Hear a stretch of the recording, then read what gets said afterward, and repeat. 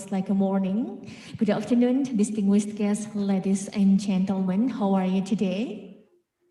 Well, before we begin our event today, please kindly allow me to extend our warmest welcome to the honorable participants. The Ambassador Extraordinary and Plenipotentiary of the Federal Democratic Republic of Ethiopia to the Republic of Indonesia, His Excellency Professor Dr. Admasu Segaye Agideu. Thank you for coming to the Command Center of West Java in person. Thank you very much. And of course, from Command Center, we also have the head of West Java Board of Investment and Integrated Licensing, Ms. Noneng Komarningsi. Thank you for coming. And we also have the moderator, Mr. Vicky Susanto, who will lead the presentation in discussion today. And distinguished guests, ladies and gentlemen, of course, this is our pleasure to welcome you today on this special occasion, the Ethiopia-Indonesia West Java Business Forum 2021.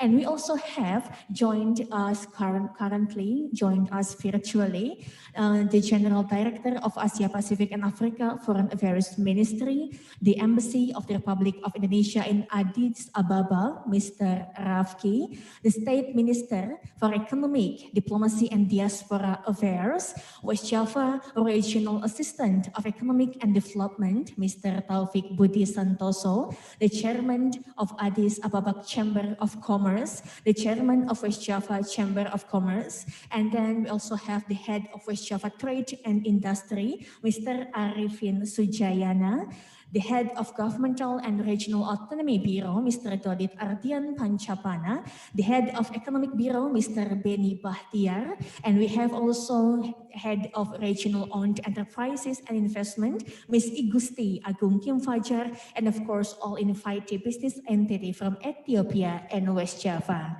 Distinguished guests, ladies and gentlemen, this is the forum of West Java and Ethiopia business meetings held in order to recover economic condition for both parties in the pandemic era.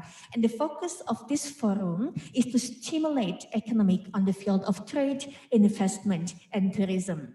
Distinguished guests, ladies and gentlemen, without further ado, please allow me to invite the Ambassador of Extraordinary and Plenipotentiary of the Federal Democratic Republic of Ethiopia to the Republic of Indonesia to deliver his remark, His Excellency Professor Dr. Admasu Segaye Agideu. The floor is yours.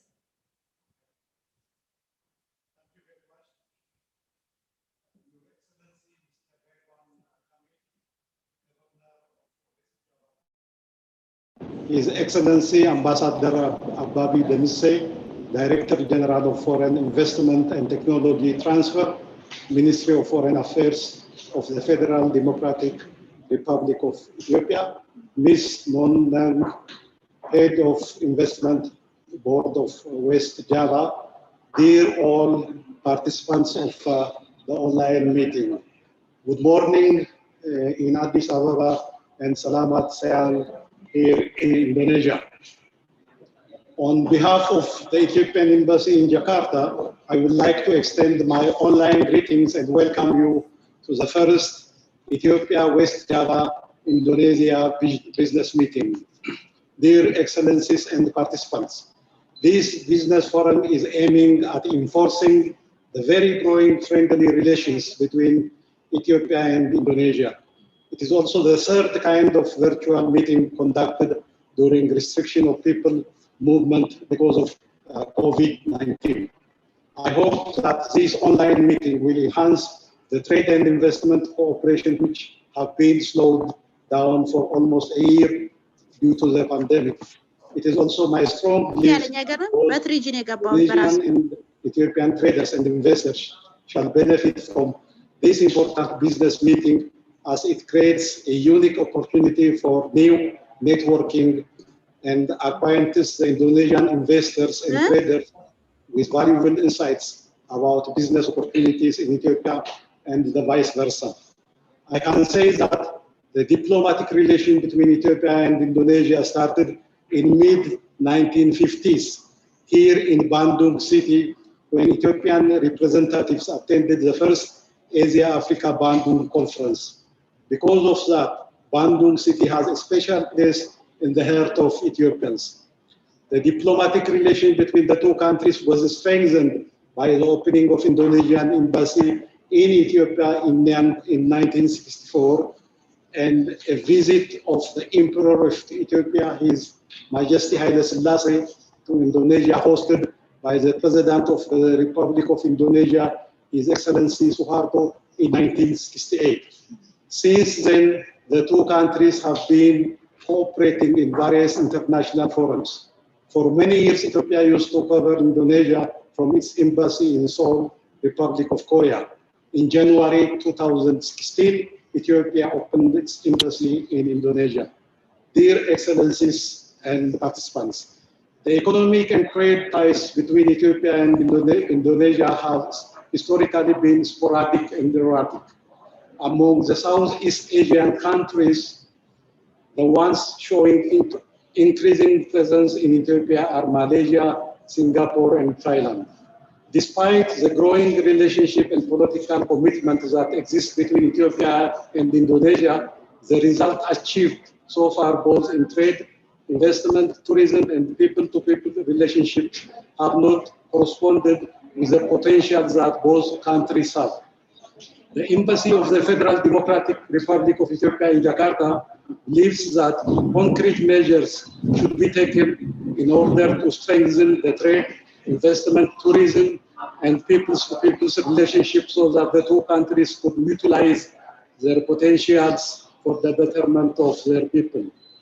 In recent years, frequent high-level visits of high officials and experts were being held between the two countries.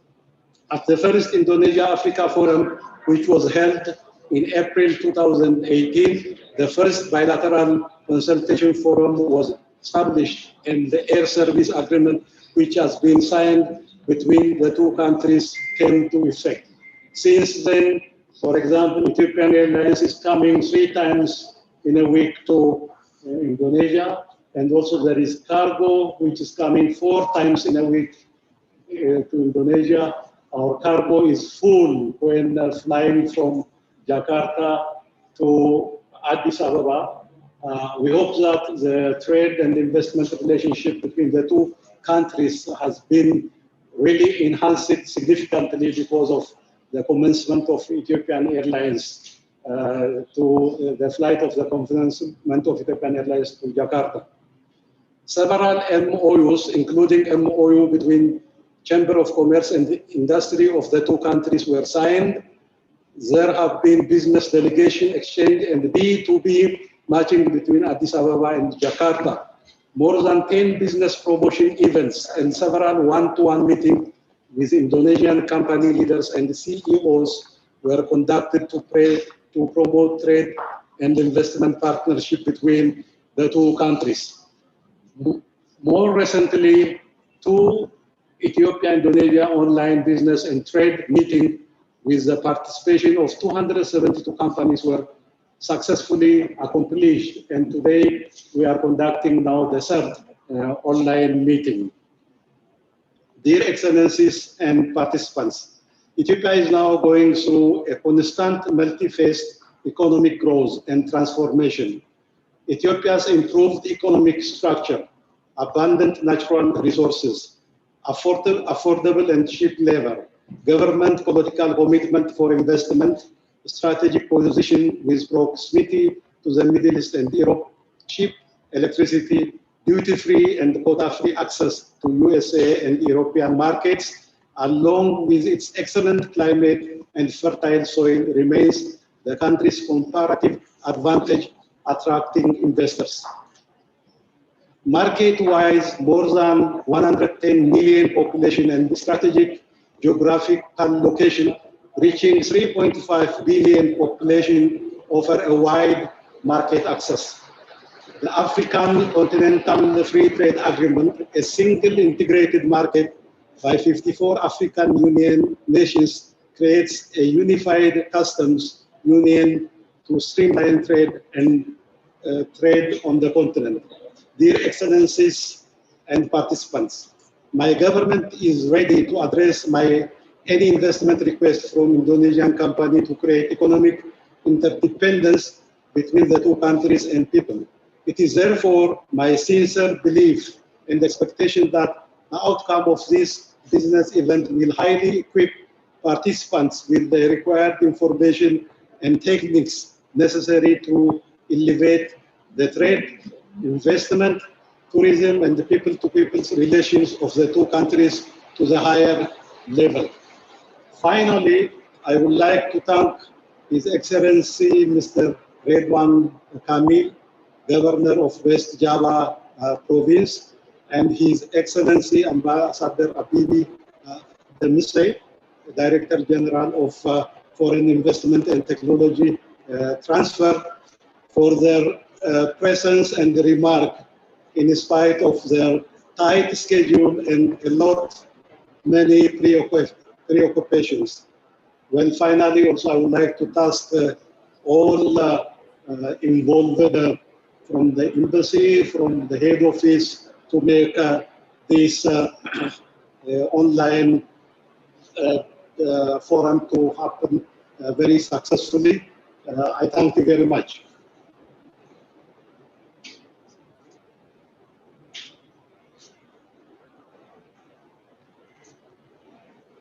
Thank you, His Excellency, Professor Kamil for the speech today. And His Excellencies, distinguished guests, ladies and gentlemen, and all participants. Now, this is our pleasure to invite the Ambassador Ababi Demisye, Director General of Foreign Investment in the Ministry of Foreign Affairs of Ethiopia, to deliver his speech. Please welcome.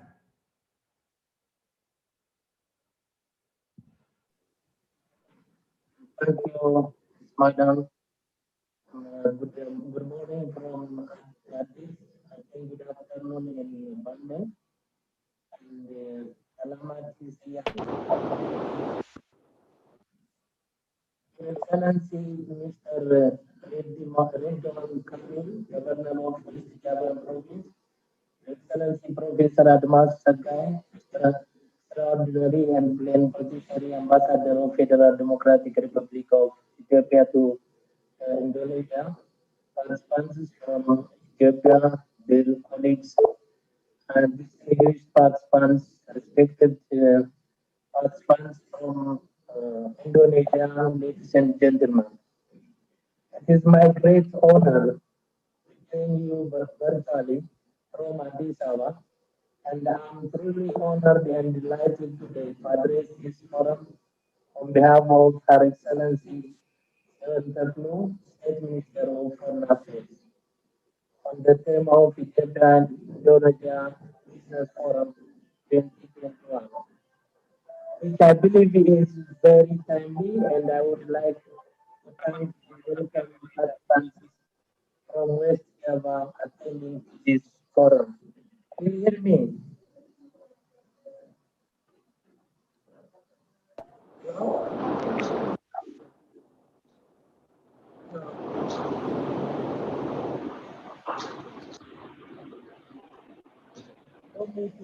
Do you hear me, sir? Hello. Hello. There is a technical error. We are not hearing you very well. Okay. Can you manage it? Yeah, I will change my device. Please. Until then, I should proceed. Allow me to thank all parties that made today's meeting possible, and the Federal Democratic Republic of Ethiopia, Embassy of Ethiopia, and the West Java Province.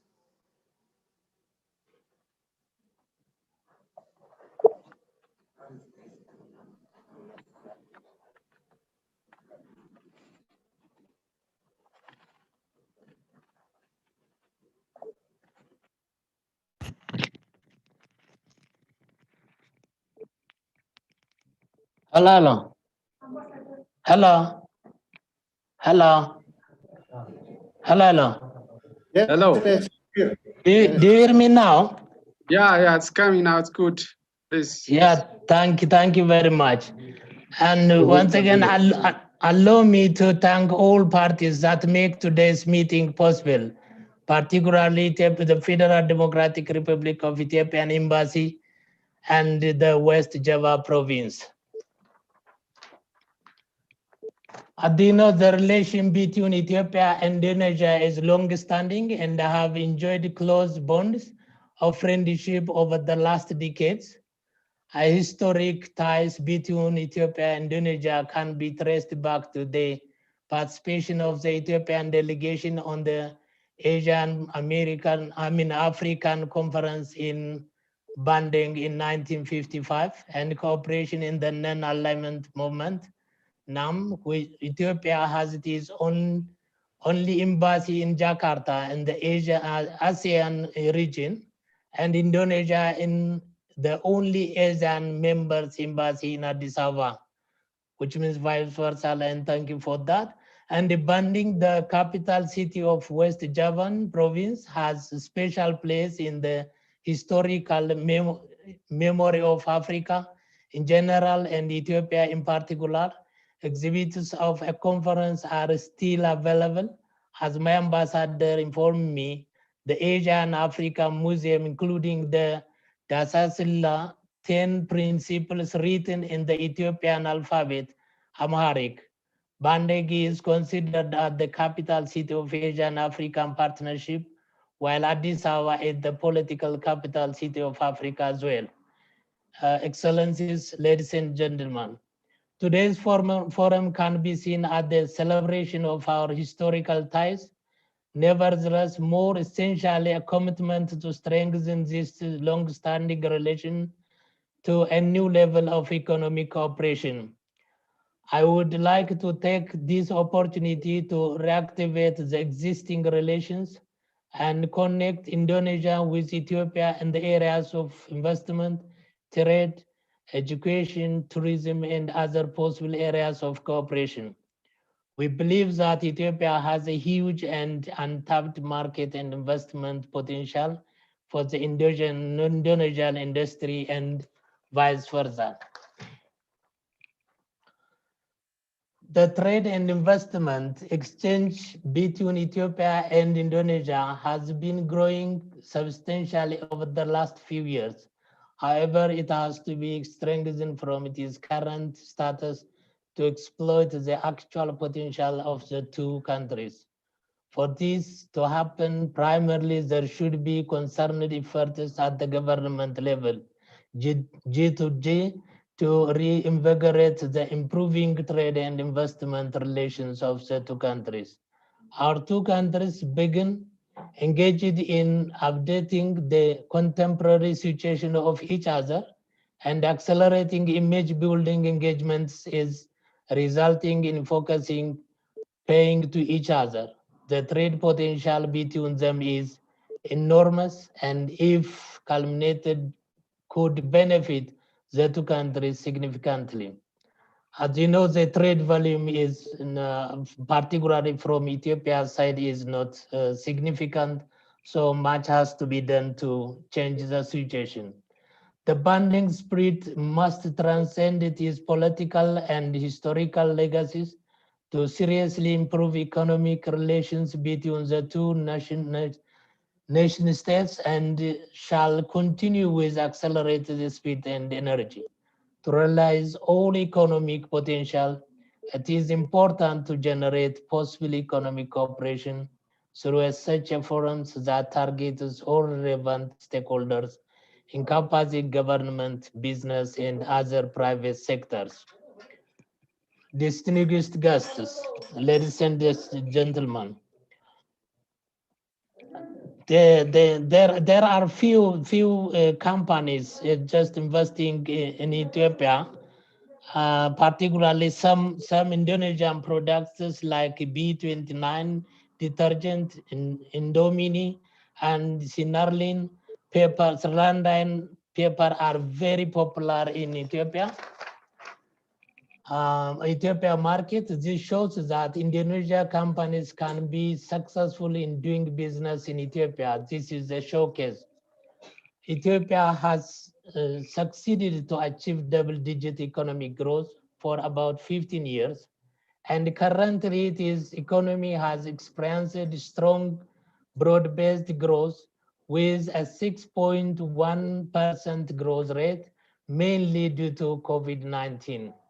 I wish to underline here that investment and trade are an integral component of this process. Ethiopia is continuously realizing um, industrial process, and to submit the demands just to make better and better investment process in Ethiopia. Ethiopia is under again partially liberalized process to open telecom, logistics, and other sectors to foreign investors. To build on its achievement, comprehensive reforms, including the homegrown economic reform, has been launched in 2019. Ethiopia is initiating concrete measures to improving its trade openness and reckoning Indonesia as economic partner.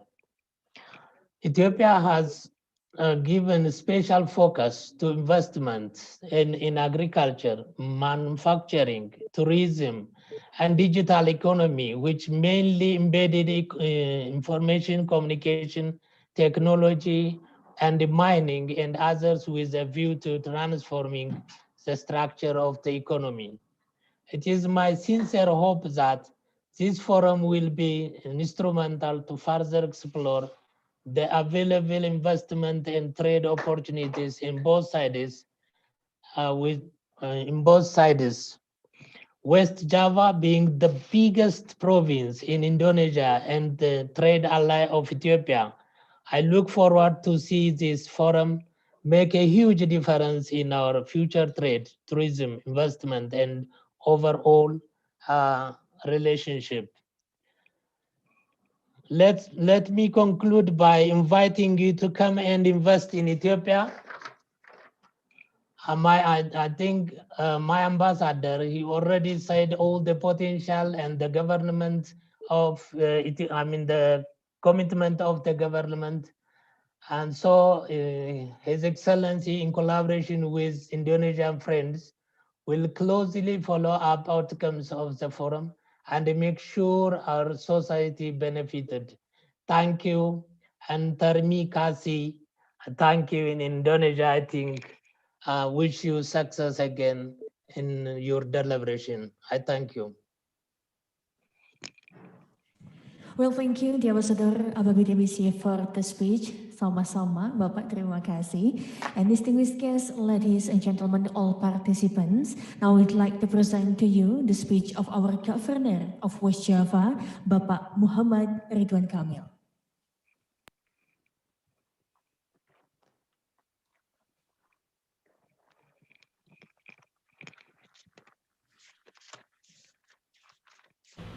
Bismillahirrahmanirrahim. Assalamualaikum warahmatullahi wabarakatuh. Good afternoon and peace be upon all of us. On behalf of the West Java people, please allow me to convey a warm greeting to all participants of Ethiopia Indonesia West Java Business Forum 2021. I hope this event will build a positive impact for our friendship relationship between Indonesia, especially West Java and Ethiopia.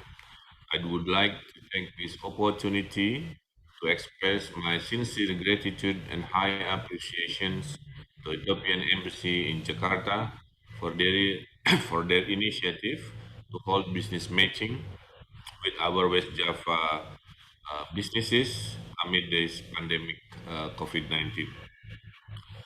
Recovering the economy and increasing export, especially this current pandemic, is something very big and challenging. Therefore, a synergy between each party is absolutely necessary. Distinguished guests and gentlemen, in this opportunity, please allow me to give you a glance of West Java profile. In terms of demography, we are the biggest population in Indonesia, almost 50 million people.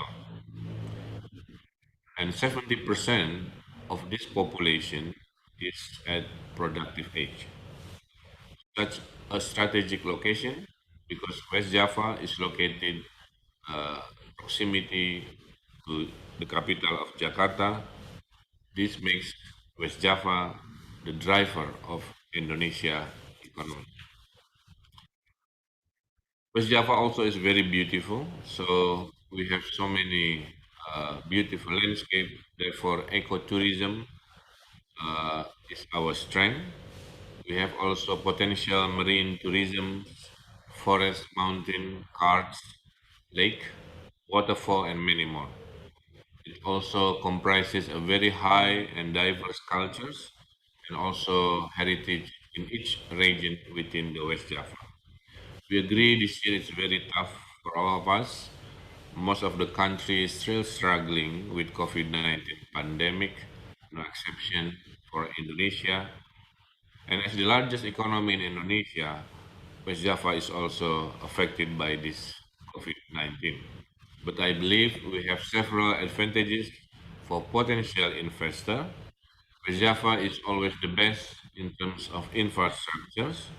We have many world-class toll road, airport, the biggest seaport, utilities, waste treatment, and world-class data center. We envision West Java to be the data and technology-driven digital province pursue with more responsive, adaptive, and innovative public services and decision-making process. West Java also has several strong points for potential investor to do what we call public-private infrastructures. We have several projects that would like to engage with this PPP model. We have tax incentive will be given to the new investor in pioneering industry and many more. West Java also qualified, West Java also has a qualified labor force. We are surveyed as number one, the most productive human capital labor in Indonesia. Combined with good infrastructure, is what makes West Java the best place to engage business and invest. We are number one in terms of exporting in Indonesia. We are also the number one in terms of investment realization in Indonesia, and therefore we are hoping our relationship can further strengthen the economy of West Java and also Ethiopia.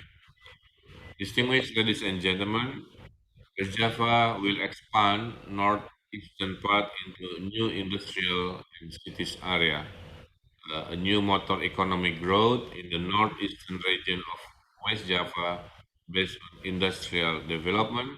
We call it the Golden Triangle. The metropolitan of Urbana consists of the city of Cirebon, representing the region, Patimban, the biggest seaport in Indonesia, and Kertajati, our new airport. So this region will become the future of West Java. We need to build many things from infrastructures, utilities, energies, and many more. This area will be home to all industries of the future. So we hope Ethiopian businesses can engage to our Rabana area. West Java also will finish our high-speed train, the first in Southeast Asia, to complement our quality infrastructures. Amazon already built the data center for Asia Pacific services.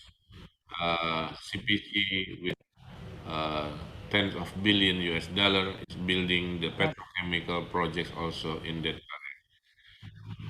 So many things. So we hope you will find this event very useful and fruitful, and I'm hoping this forum will run smoothly, productive, and please still keep our health protocol intact and hope we have a wonderful event. Thank you very much. Well, distinguished guests, ladies and gentlemen, that is the speech from our governor, Bapak Muhammad Ridwan Kamil. And now this is the time for us to pay attention to the speech that will be delivered by the chairman of West Java Chamber of Commerce, Bapak Cucu Sutara. The time is yours. Assalamualaikum warahmatullahi wabarakatuh.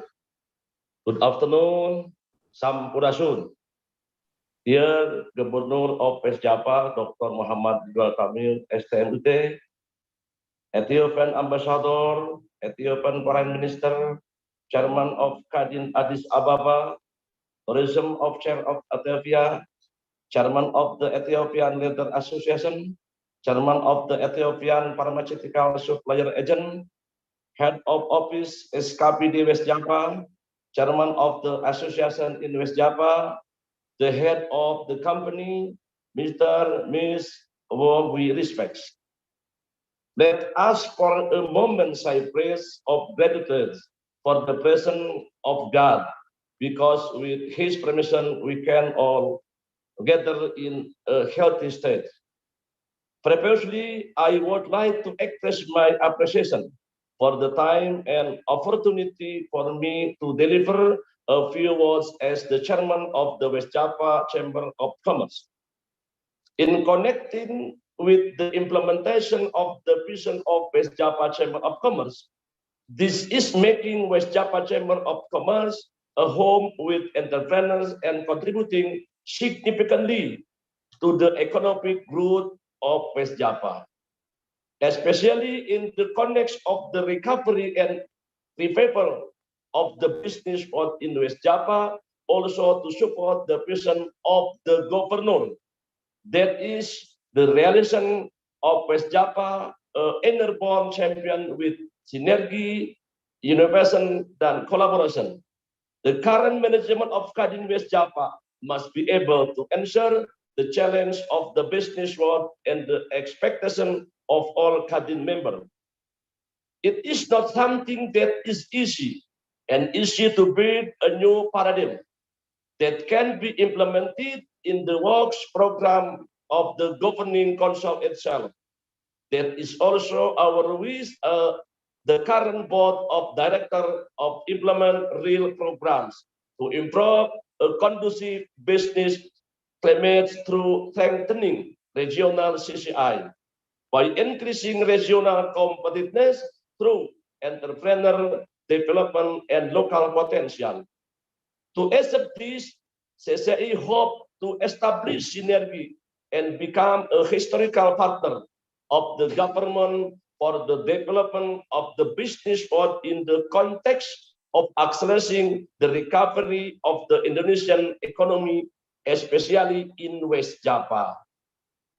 In addition, do not forget to convey our apology if the implementation of the programs there are things that are not pleasing and are not in accordance with the expectation all of you.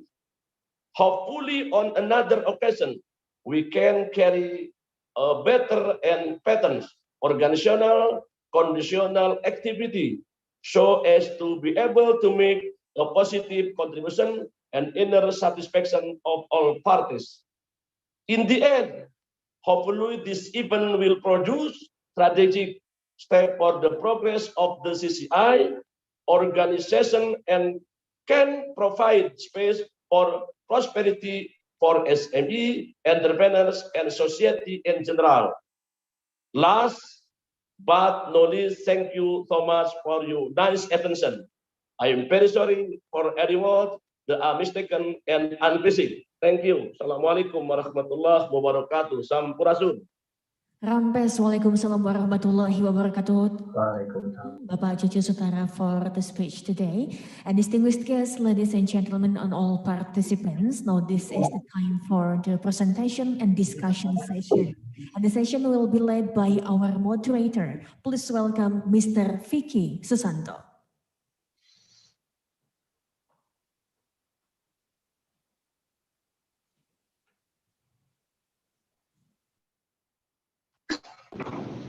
Good afternoon, ladies and gentlemen. Welcome to Ethiopia, Indonesia, West Java Business Forum 2021. My name is Vicky Susanto. I'm here on behalf of the Indonesian Young Entrepreneur Association of West Java, as known as HIPMI Jawa Barat. Will be your moderator of the day. Before we start the presentation, I would like to give a warm welcome to our guest of honor, Ethiopian Ambassador to Indonesia, His Excellency, Mr. Atmasu Segaye. Ambassador Ababi Demisie, Director General of Foreign Investment in the Ministry of Foreign Affairs. Governor of West Java Province, Mr. Ridwan Kamil. Chairman of Kadin, Mr. Cucu Sutara. West Java Regional Assistant of Economic and Development, Mr. Taufik Budi Santoso. And Head of West Java Board of Investment and Integrated Licensing, Ms. Noneng Komara. As well as all of the other distinguished guests, and of course, dear participants on Zoom. And Kwan Denamatah, Mr. Ambassador. Thank you. With that remarks from Kadin, we shall start the presentation of Ethiopia Indonesia West Java Business Forum. The first opening presentation will be by Ethiopian Investment Commission, Ms. Ieres Biguse. The stage is yours.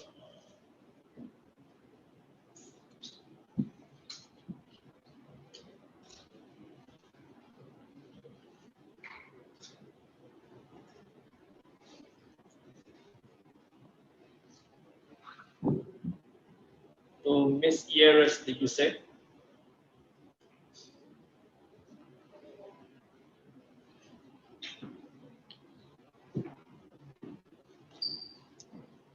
From the Ethiopian Investment Commission. Yeah, can you check whether she's joined the meeting or not? She will come join in later. All right, no problem. We shall continue for the next presentation Next person. by Addis Ababa Chamber of Commerce and Sectorial Associario, Mr. Abraham Halamaram. The time is yours.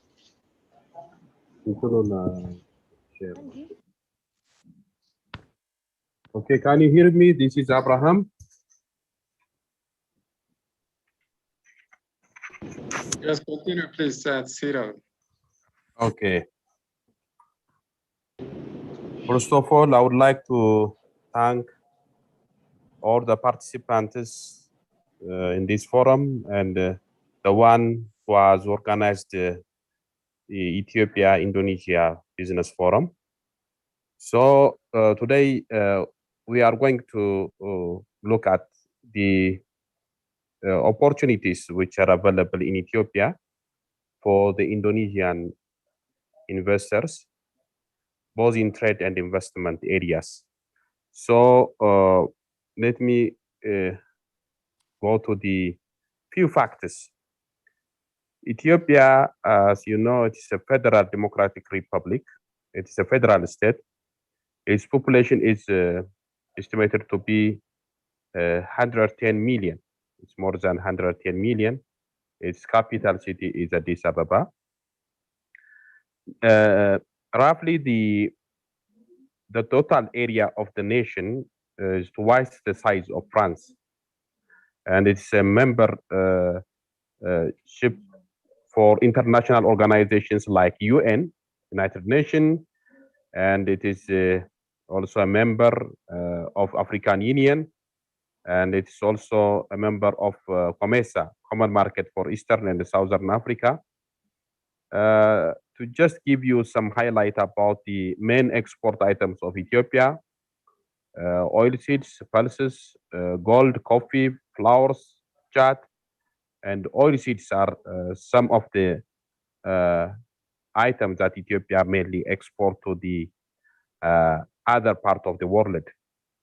And its official language is Amharic, and English is also widely spoken. It is situated in the Horn of Africa, and its major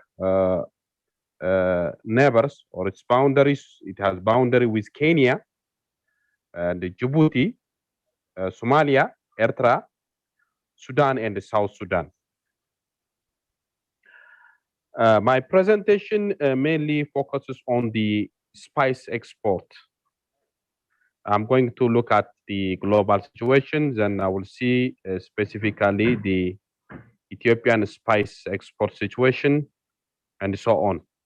And to Today's presentation from the Addis Ababa Chamber of Commerce mainly focuses on the export of spice and horticulture, which means about flower and vegetables and fruits.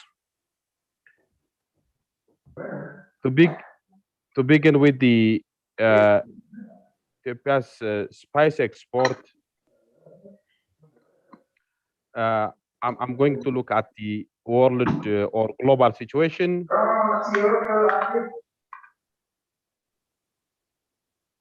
Are you following me? Yes, yes, please. Okay. The total world production of spice and herbs in 2019 was nearly 13 million tons. There is estimation is going to grow by 4.3% when we compare it to 2018, which means preceding year. Its volume on average annually it will increase by 4% over the last 12 years. With regard to the consumption of these spices, we can get India, the biggest consumer of the spice, followed by Indonesia and Bangladesh as well. And Ethiopia is also one of the biggest consumer of spice. There is some literatures which shows the world average per capita consumption of spice was estimated to be at 1.69 kg per person. When we see the, production by country, the biggest producer is India. Naturally, it's also a biggest consumer, followed by China, and the third one is Indonesia.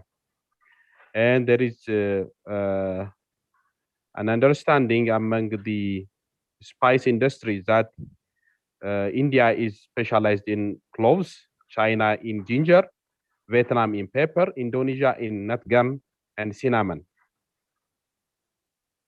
Ethiopia's major products, we can say by rank, ginger is the first one, followed by hot pepper, fenugreek, and kororima. These are the ranks of the Ethiopian spices.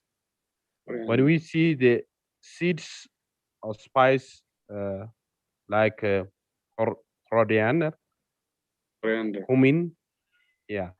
In Ethiopia, the globally highly traded spices are cinnamon and cardamom. However, there are many studies suggest that the country has suitable agroecologies for production of high quality of these spices. With regard to the productivity of these spices in Ethiopia, you may get 44 quintal per hectare for ginger.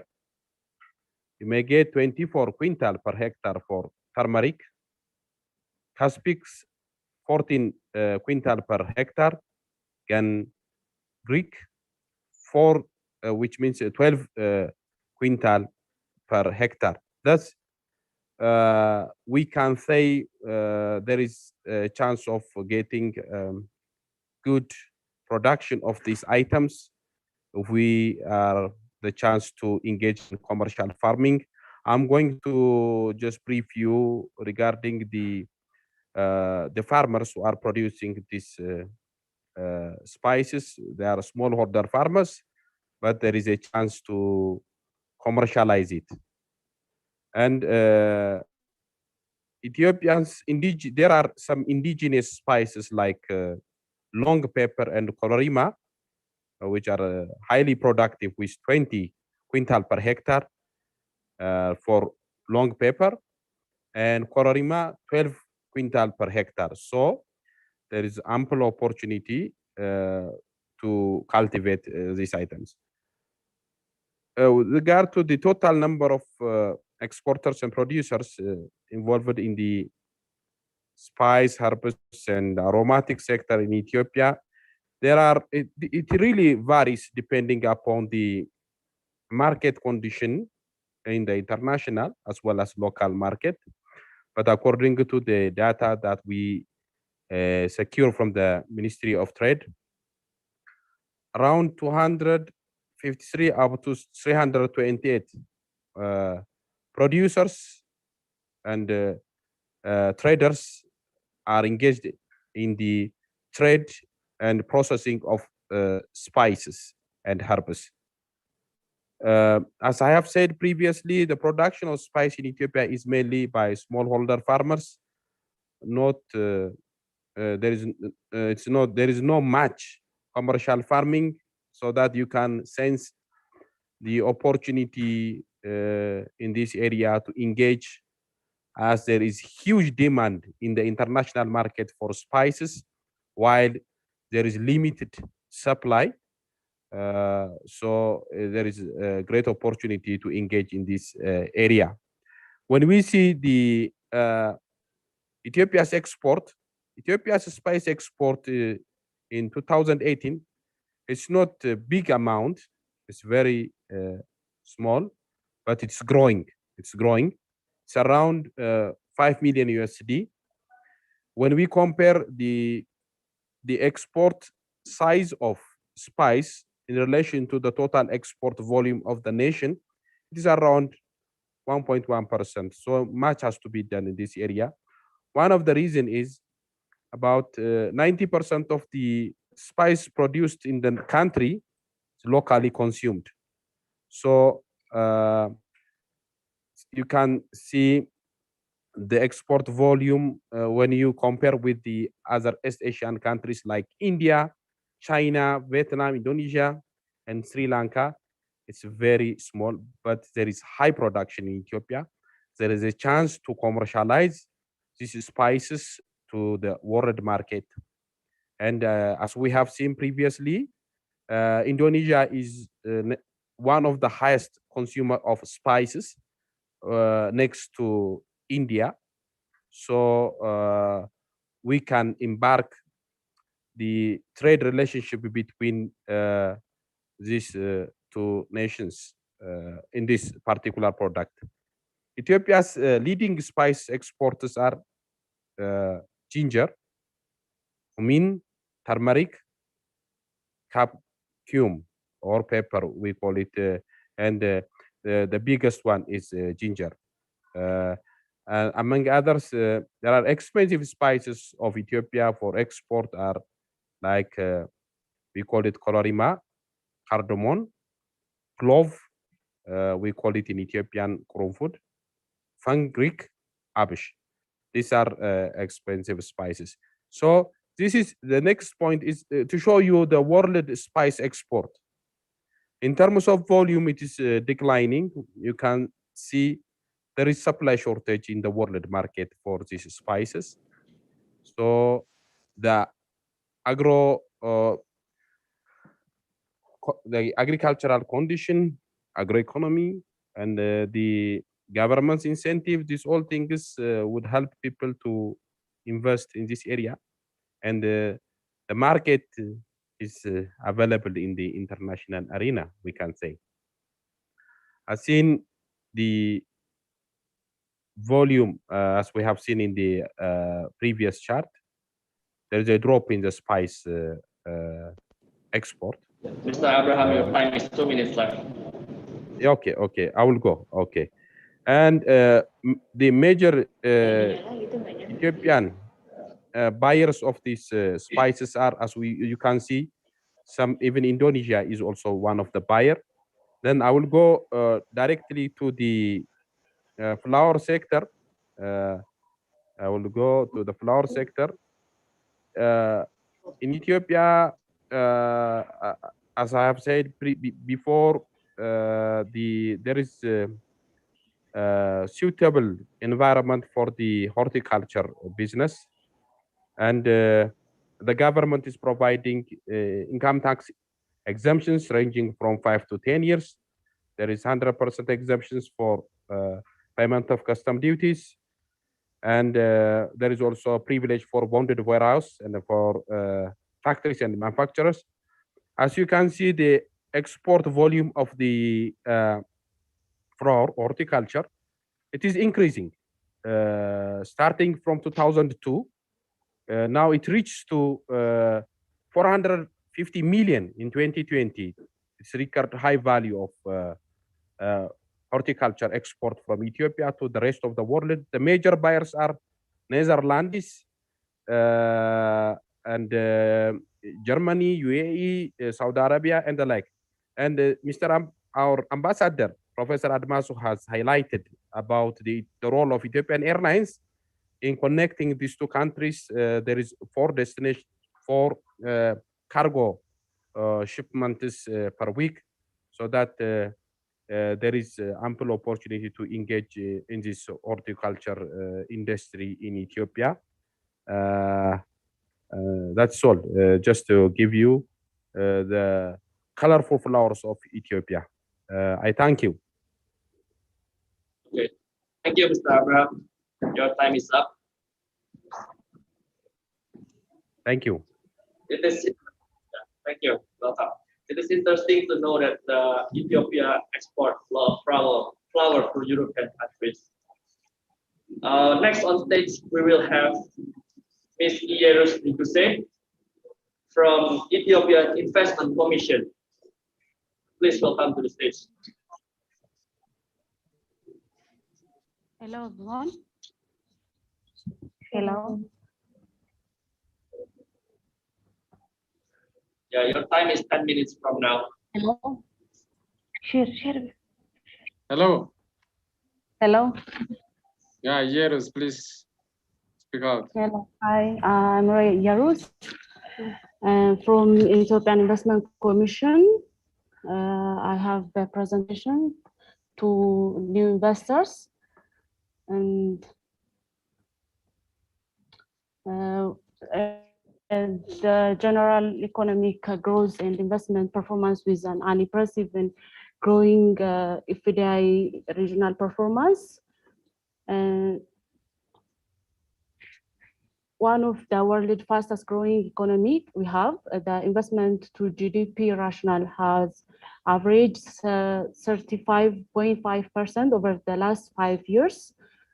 Fourfold increase in FDI flow over the last 5 years from $1 billion USD to more than 4.2 billion USD. Much of increase FDI inflow is attributable to investment in light manufacturing in Ethiopia investment parks, industry parks. As one of the largest recipients of FDI in Africa, Ethiopia has attracted several global brands, highlighting opportunities. We have Huawei and Unilever, and more than this number of brands we have. And investment area moving from positive to negative listing. And reserved for, there are 3 types of investment area: reserved for joint investment with government, joint investment with domestic investors, reserved for domestic investors. The first one is reserved for joint investment with government, manufacturing of weapons, ammunition, and explosive, import and export of electric energy, international air transport services, bus rapid transit, postal service exclusive curious service, joint investment with domestic investors, freight and forward and shipping agencies. More than this number of investment joint with the domestic investors. There are 32 type of investment sectors reserved for only domestic investor. Without these investment sectors, the foreign direct investors are welcome to Ethiopia. And the next one is strategic and reformed target investment in priority sector are being promoted. The priority sectors are textile and apparel, laser and laser products, pharmaceutical, agro-processing, tourism, ICT and mining energy. The other one is newly opened priority sectors are transport, freight and cold chain, railway, cable, health, management, consulting, advertisement and promoting services, electronic commerce, wholesale. With the strategic, and the next session is, investment priority sectors, manufacturing sector. The first one is textile and apparel. This one is booming industry that grew sevenfold since 2008 with 3 million hectares of land suitable for cotton production. There are opportunities in this sector. Opportunities, commercial cotton production, textile manufacturing. This one is gaining, spinning, weaving, and knitting, dyeing, printing. From garment manufacturing, trimming manufacturing. From this, zippers, buttons, and decoring the garment products. The second one is from the manufacturing sector, laser and laser products. Ethiopia accounts for 2.5% of working livestock population with 57.83 million cattle, 28.04 million sheep, and 28.61 million heads of goats. Every year, the nation produces 5 million tons of heat, 80.1 million tons of sheeping skin, and 7.5 million tons of goat skins. There is opportunities from laser and laser products, opportunities planning of heats with the skins, laser garment, food, footwear, accessories, gloves, and handbags. The next one is pharmaceutical. Pharmaceutical has potential to serve as an export hub for the more than $20 billion pharmaceutical market in Africa. High local demand, only a few local manufacturers cover more than 20% of the demand, with its pharma market expected to grow by 50% annually. There are opportunities from pharmaceutical sector, finished pharmaceutical products, genetic drugs, and the fourth one is agro-processing and horticulture. Abundant national resources rich in Ethiopia. Arable lands, agro and climate zone. Agro-processing sector grow at 60%. Hello? Hello? Yeah, we are hearing you now. Okay. But the noise behind, so can you manage the noise behind? Now? Yeah, please continue. Okay. Agro-processing sector grow at 60%, and with an increasing local demand for processing foods. Fourth largest non-European exporter to the European cutting flour market, and the second largest flour exporter from Africa. Opportunities, there are opportunities from agro-processing and horticulture, fruit, vegetable, fruit crop, juice, tomato, poultry, dry and red meats, cereal, barley, wheat, maize, oil, seeds, industrial crop, sugar, coffee, floriculture, herbs. These are the opportunities from agro-processing and horticulture. The second investment priority sectors are service sector. From this, tourism and ICT.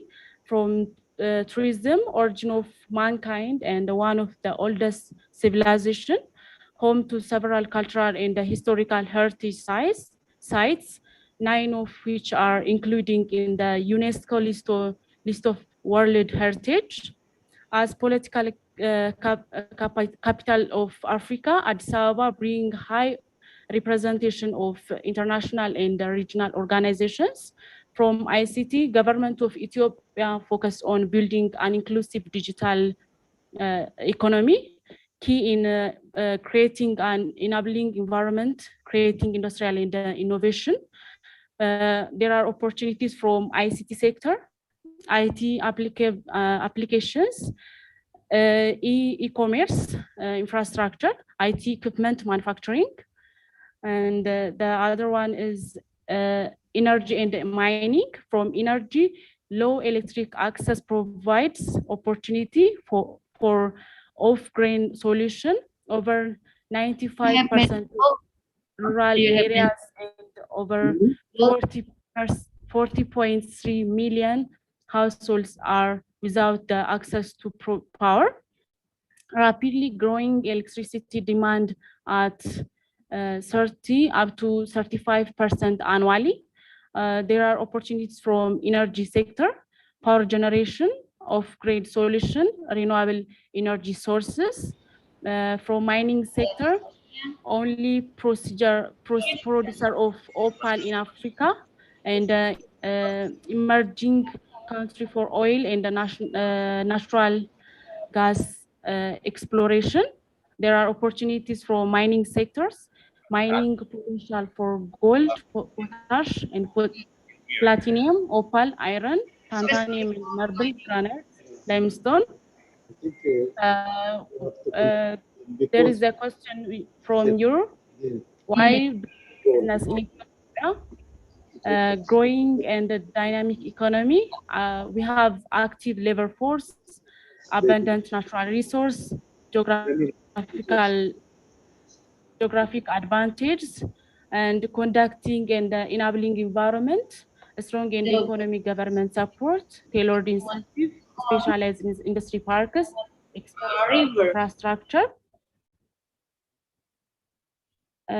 growing in the dynamic economic, abundant natural resources, active trainable labor force, more than 54 million labor force, fastest growing economy with annual GDP growth rates of 9.8%, geographical proximity to Europe, USA, Middle East, and Asia. Your growth is 9. Miss Yerus, your time is 1 minute 30 seconds left. Sorry. Okay, sorry.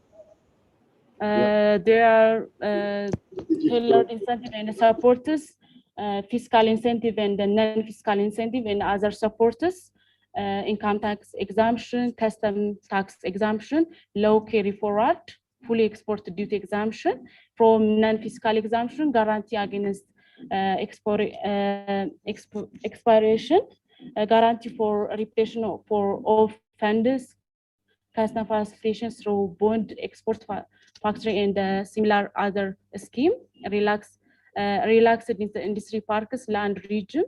Other supporters, once we give you one-stop shop service, expanding procedure for securing visa, work permit, and the certificate of residence, facilitation of market linkage. We have suitable infrastructures and road, air transport, cargo. These are infrastructures, and electricity and sustainable infrastructure, specialized industry parks. We planned 27 industry parks, from 50 from government industry parks, 7 privatized industry parks. Focus on industry parks located along strategic economic corridors connected to ports by electric-driven railways, lines, and asphalt roads. Proximity to high labor force pool, ready for plug and play, occupied with all the necessary infrastructure, tailored fiscal and non-fiscal incentives, strong government supporters, industry park facilitation, one-stop shop service, including processing and issuing of permit, license, registration, and certificates, agreements, tax identification, numbers, customs clearance, banking and service, dedicated power substation, waste treatment facilities, commercial building. Hello? Your time is up. Okay, thank you. Yeah, thank you, Ms. Yerus, for explaining the investment opportunity in Ethiopia. We have known that there is so much things to invest there, and we hope with this business matching event, there will be an investor going to Ethiopia. After that, next we have a presentation from Mr. Taufik Budi Santoso from West Java Regional Assistant of Economic and Development. The time is 10 minutes for Mr. Taufik. Please. Yes, thank you very much. Good afternoon. Assalamualaikum warahmatullahi wabarakatuh. Selamat sore, Sampurasun. First of all, I would like to give warm welcome to Your Excellency, Mr. Atmasu Segaye, the Republic of Ethiopia Ambassador for Indonesia, and also to Ibu Noneng, the head of investment agency of West Java, and also all distinguished guests, ladies and gentlemen. Let me share my presentation first.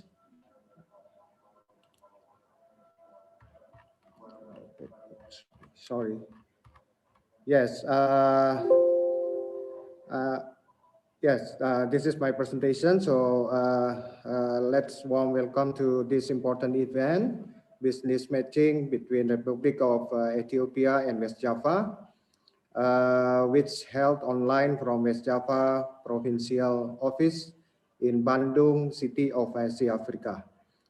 Hopefully, this event will enhance the relationship between West Java Province and the Republic of Ethiopia in the trade, investment, and tourism sectors, and especially in community relation. So first of all, like Excellency Mr. Governor mentioned before, let me give you an introduction to our province. West Java Province is located in Java Island, and one of our neighbor province is Jakarta as a capital city of Indonesia. So West Java has the most populous province in Indonesia. A total population reached 49.93 million people in 2020, with 70% of the total population are in productive age. West Java also has the most extensive industrial zone in Indonesia, with more than 60% contribute to the national level. In strategic location makes the region has the strong role and makes its contribution to the national economy of growth. Due to the global pandemic, West Java economic growth slowed down, but still in line with national growth, which is minus 2.39%. And to recover from this, West Java government has focused on managing the impact of pandemic in health sector, including vaccination, which started last February 2021, I'm sorry. And the other hand, we are doing the economic rescue and recovery to reduce the number of poverty through creating more jobs and also increasing government expenditure for social safety net. Even though we are facing the economic contraction,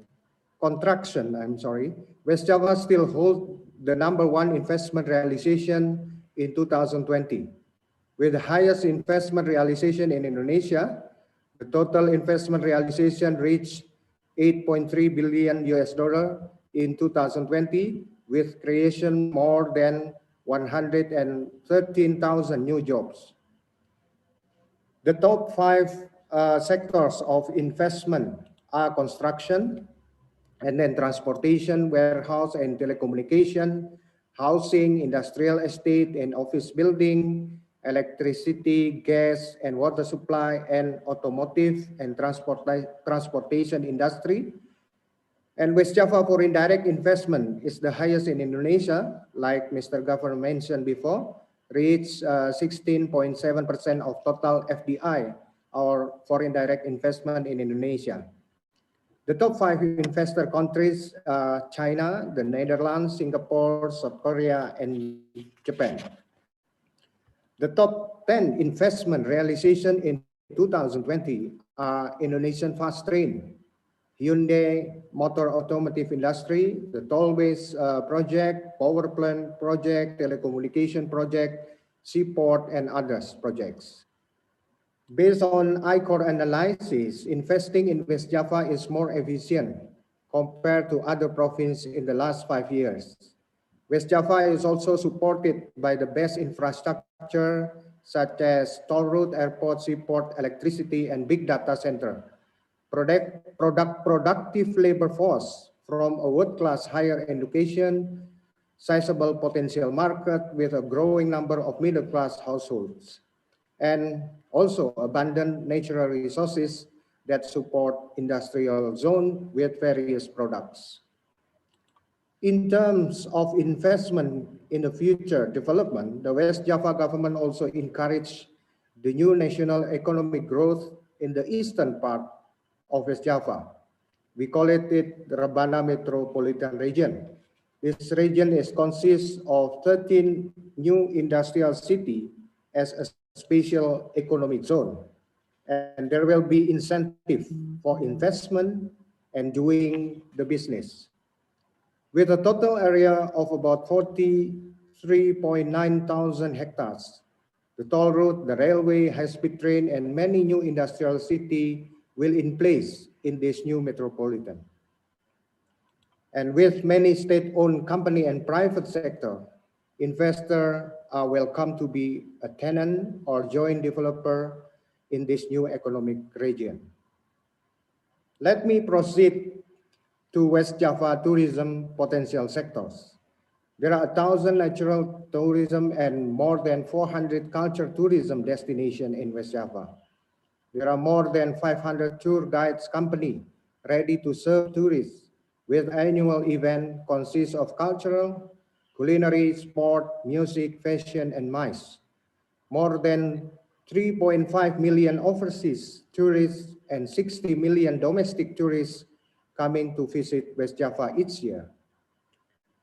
This figure shows 108 favorite tourist attractions in West Java, from beaches for you to serve and enjoy the beautiful sunset scenery at Pelabuhan Ratu, to a mountain and craters and the hot spring at Tangkuban Perahu volcano.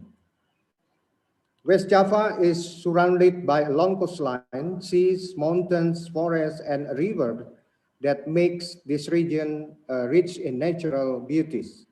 Here are some of the must-see places in West Java. First is Ciletuh. Pelabuhan Ratu is the latest geopark in West Java, which was awarded as a global geopark by UNESCO, located in Sukabumi Regency. In this geopark, tourists could refresh in a waterfall or even take a stroll alongside the beach. Beside the mainstream tourism place, West Java also has many adventure spots to visit and immerse in high adrenaline tourism, such as paragliding, diving and snorkeling, climbing, surfing, and also boat rafting. In terms of creative economics, West Java consists of a 1.5 million business unit, the most contributor to Indonesia export growth, and supported by around 3.8 million creative economics labor, making it the first and the most progressive province in the creative economy in Indonesia. Now, let me give the information related the trade condition and opportunity between Indonesia and West Java with Ethiopia. West Java trade performance was still positive in 2020. Export performance increased 19.63% with a value of $2.67 billion. The highest contributors are the industrial sector, oil and gas, and agriculture. While import in performance also shows a value of 0.94 billion US dollar, most of the imported goods are raw material and consumption goods. The export-import rate between Indonesia and Ethiopia, based on the Indonesia Ministry of Trade and Trade Statistic by IMF, Indonesia is the #1 Asian country of Ethiopia's export partner, ranked 13 of Ethiopia's leading export partner country, and ranked 8 of Ethiopia top import partner countries. In 2020, bilateral trade between two countries reached 59.78 million US dollar, with 36.47 million export US dollar and 23.3 million US dollar import by Indonesia. If we elaborate West Java export to Ethiopia in 2015 until 2020, it still increased by 37.57%. Top 6 primary export commodities such as paper, food, textile, machine, electrical equipment, and pharmaceutical product. These are the details of export between West Java and Ethiopia for 2015 until 2020, provided by the Indonesia Ministry of Trade. In 2020, 3.4 million US dollar trade was being made to paper and 493,000 US dollar trade for pharmaceutical items, sitting in the 6th place.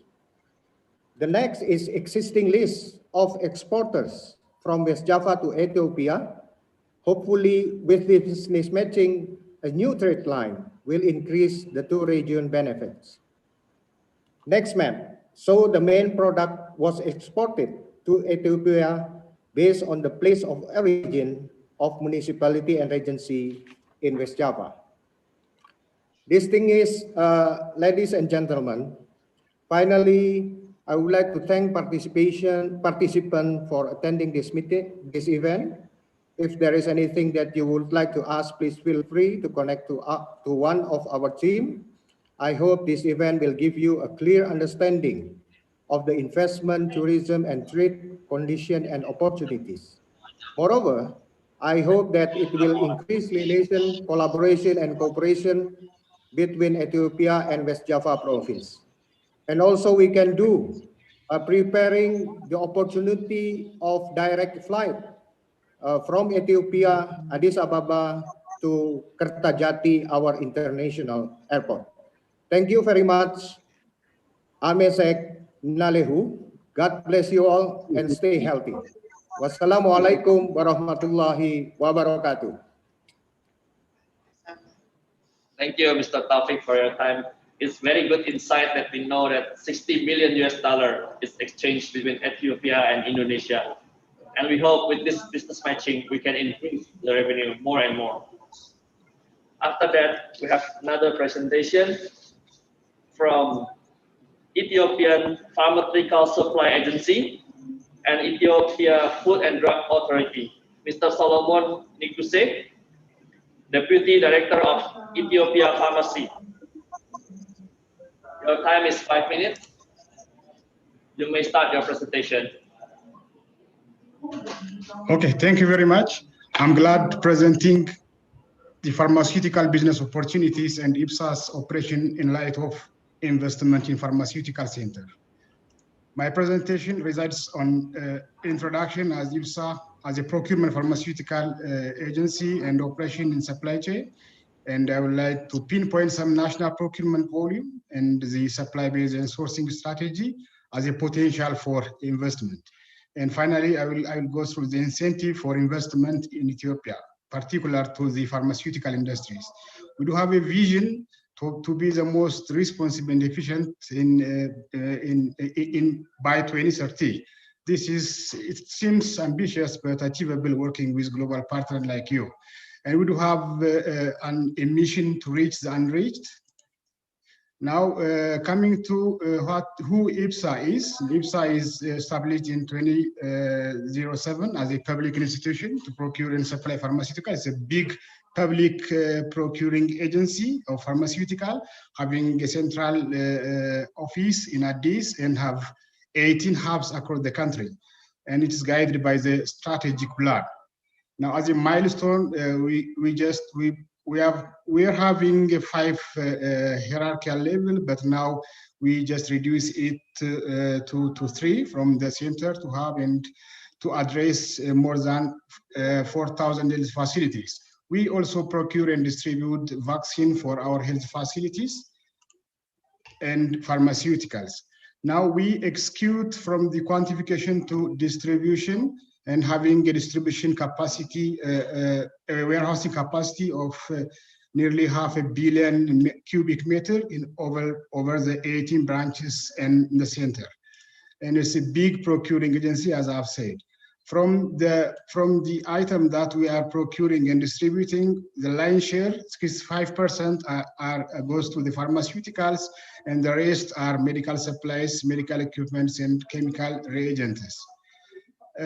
Now, when we come to the procurement volume that we are executing as a big agency, now it is highly increasing. Now, the increasing of the pharmaceutical procurement is increasing rate of 15 to 25%. Now, this year we were procuring about $500 million US. Now, the procurement proportion of the foreign and local pharmaceutical is about 20 to 80%. Therefore, we are importing more than 80% of our products from abroad, and it's only less than 20% that we are going to produce in-house. Please, are you hearing me?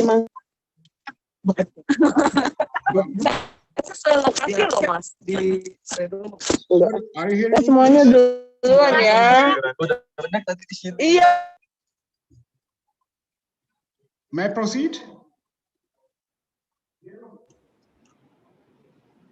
Sorry, may I proceed? Yes, sure. You can continue, Mr. Okay, thank you.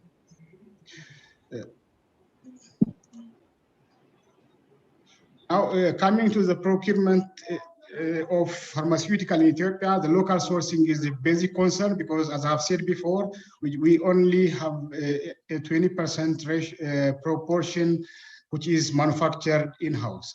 Now, therefore, we have a reforming strategy from purchasing to sourcing, from global sourcing.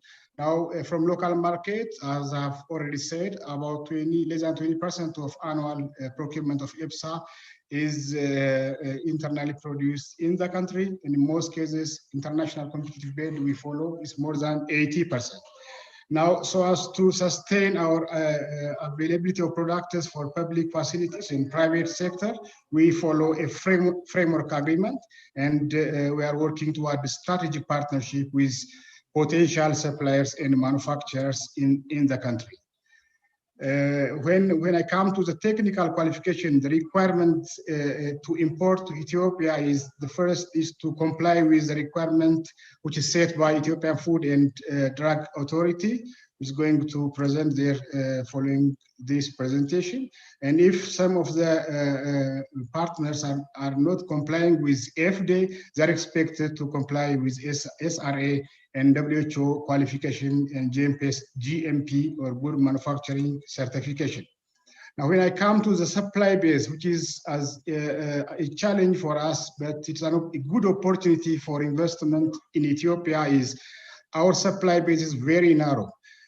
We are managing about 1,024 medical products. For those, only 21% of these products having supply base more than 4 suppliers. Therefore, 79% of products that we are procuring has got only less than 4 suppliers, which are registered by EFDA.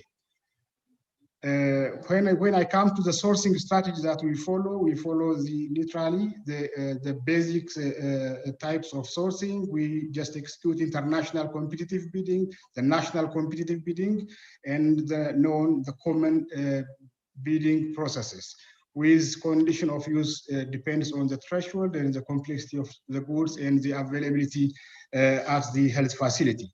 When I come to the point of incentive package in the pharmaceutical industries, there is a special support, as the previous presenter has already said. There is a special support by the Investment Commission and Association of Manufacturers, and there is the land plot acquisition with easy processes, and there is a special procurement package which is in place for locally procured items. Only local manufacturers participate, and there is a regional coordinated procurement, and also there is a pooled procurement we can, which is a good opportunity for manufacturers and importers here. And there is a high demand of pharmaceuticals. When I come to the financial support, there is a 30% advance payment and for local manufacturers and 70% support from the bank. And there is a price protection for local manufacturers. The 25 price protection, they can enjoy 25% price protection. Therefore, there is, we do have a plan previously in 2015, we're having 20% of local manufacturer share. We were having 50% to increase to 50% and to just to increase to 2025 to 60%. But currently still it is less than 20%. There is a good opportunity to invest here in Ethiopia. The Investment Commission prioritizes pharmaceutical industry. Therefore, pharmaceutical industry park is undergoing currently. Therefore, there is a huge increase in pharmaceutical industries. There is relatively a cheaper labor cost for you to invest, and there's attractive incentive, as I've already pinpointed before, incentive package for local manufacturers, and there is a high demand. There are more than 4,000 public health facilities serving greater than 100 million Ethiopian population, and there's potential for pool procurement for the region in East Africa. Finally, I would like to just to tell you a summary of our direction that we are going. In we do have a 10-year plan. Now we are building a core competency in supply chain management and fixing the basics and create good customer service. In 2023 to 25, there is a Horizon 2, delivering better customer service and drive revenue growth to go for financial sustainability. And at the end of 2030, we have a plan to be a world-class customer experience and operational excellencies with financial sustainability. Thank you very much. And we are all set to welcome you with hot Ethiopian hospitality, with great love and care to Indonesians and all over the world. And finally, I would like to say you come and invest in the land of peace and human origin. Thank you very much. Thank you very much, Mr. Solomon. After that, we have a following presentation from Ethiopia Food and Drug Authority, Mr. Abdullah. The time is 5 minutes. Start from now.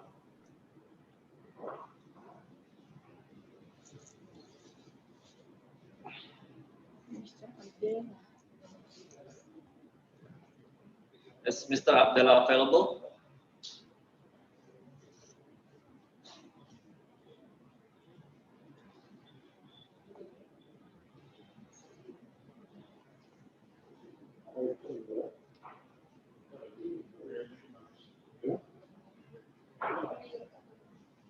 Mr. Abdullah? All right. After that, we have a presentation by West Java Pharma Company, Mr. Hendra from PT Bio Pharma. Your time is 10 minutes from now. Is Mr. Hendra available? Mohon rawat, saya Iko Alright.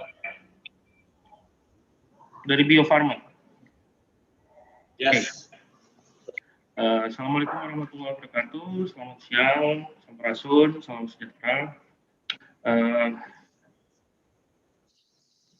Good day to His Excellency Prof. Adi Mansur Ambassador of Ethiopia, and all distinguished gentlemen.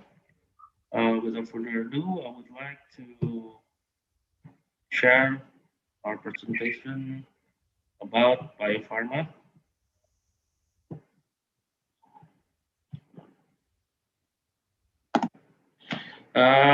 First, I would like to inform you about the biopharma as a company, and currently we are also as a holding.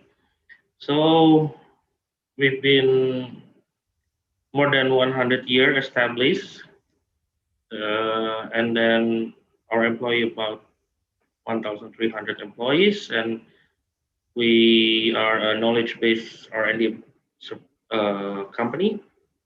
Currently, we are a holding, so we also have pharmaceutical products and herbal products, who is Kimia Pharma, who is in charge for the products, and diagnostic medical tools that is in charge to Indopharma, PT Indopharma. While biopharma is most of our products are WHO pre-qualified, for example, like TDP, DTTT, polio, measles, hepatitis B, and pentavalent vaccine. Also, our roles and experience in the international forum, of course, we've been actively involving in World Health Organization program, including UNICEF and PAHO for America region. Also for Islamic world, we actively involved in ISDB and OIC. So these are the involvement of biopharma in the international world. That is including Gavi Alliance, Pasteur Institute, and Bill and Melinda Gates Foundation. We've been exporting to more than 140 countries. To break down, we exported both bilateral, and the other export is through UNICEF or PAHO, like I already mentioned before, but mostly through UNICEF. So that is including export to Ethiopia. Our vaccine has been exported to Ethiopia mostly through UNICEF. As you can see, these are products. Basically, it has been categorized into two categories. First is the finished product on the left, and the intermediate products. Intermediate products is to be exported and then later on to be formulated, filled, and finished by the manufacturer in the country of destination. These are the receiver of our intermediate products. We have our partners in Argentina, Myanmar, Thailand, India, and Bangladesh. Hopefully, in the future, we can have collaboration with Ethiopia for the bulk manufacturing.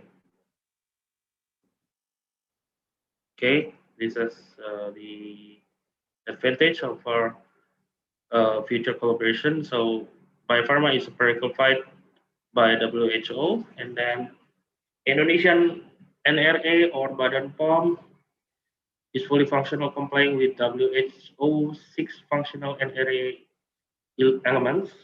So, and then biopharma has supplied, as I mentioned before, to more than 140 countries. We are experienced and expertise on production process, also pharmacovigilance and adverse events following immunization. Hopefully, with Ethiopia, we will have collaboration for the short term. Of course, we will export the finished product to Ethiopia. I'm glad that our partners in Ethiopia from Jumana Pharma is also attending this business meeting, Mr. Mubarak Dia. But in the middle term and long term, we hope that we can collaborate more deeply into the transfer technology for downstream process formulation, filling, and packaging, and establish an infrastructure in Ethiopia. This is our aim for collaboration with Ethiopia. Thank you.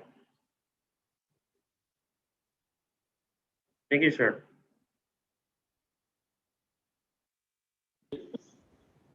Mr. Hendra from Biopharma.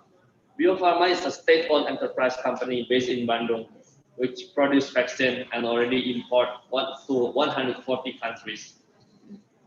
I believe this will be a great opportunity for Ethiopia country and Biopharma to expand their relationship together. After that, we have another presentation from Ethiopian Leather Industry Association, Mr. Asefa Getnet. Is Mr. Asefa available? From Ethiopian Leather Industry Association.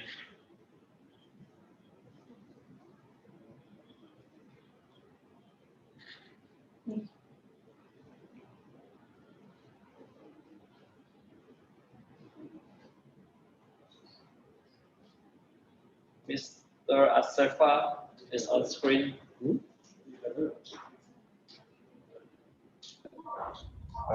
Nasfan is representing Asafa. Will be coming soon. Asafa.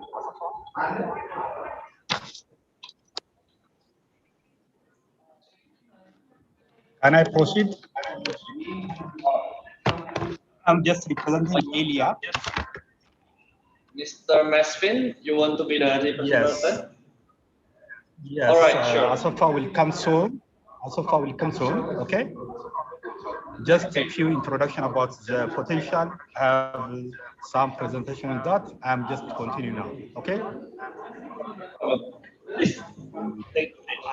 Are you following me? Yes, I'm following you, Mr. Yes. Presentation is okay. Let's start from global laser industry overview. Laser industry is one of the oldest manufacturing sector. The raw material used in laser industry is derived from the livestock or animal farming industry, then being put through several processes, including canning and finishing activity. The laser and laser goods are the most widely traded commodities in global export.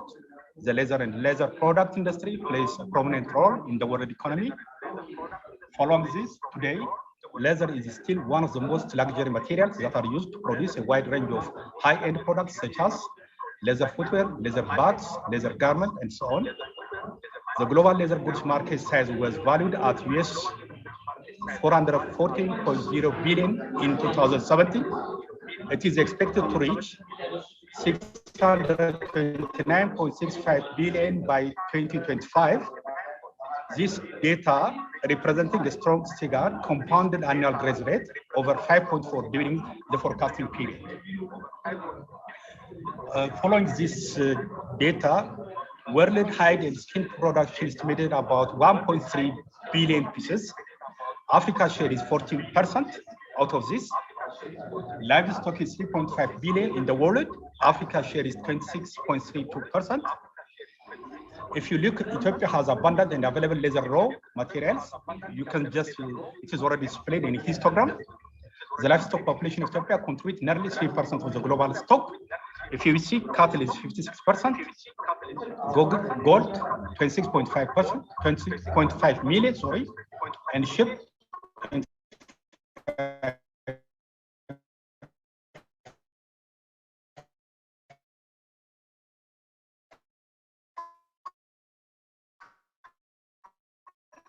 million.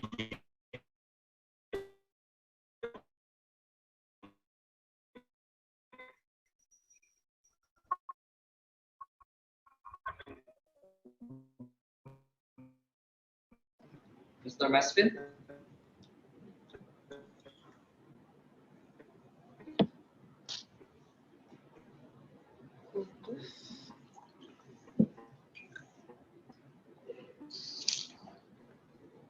Mr. Masvin, are you with us?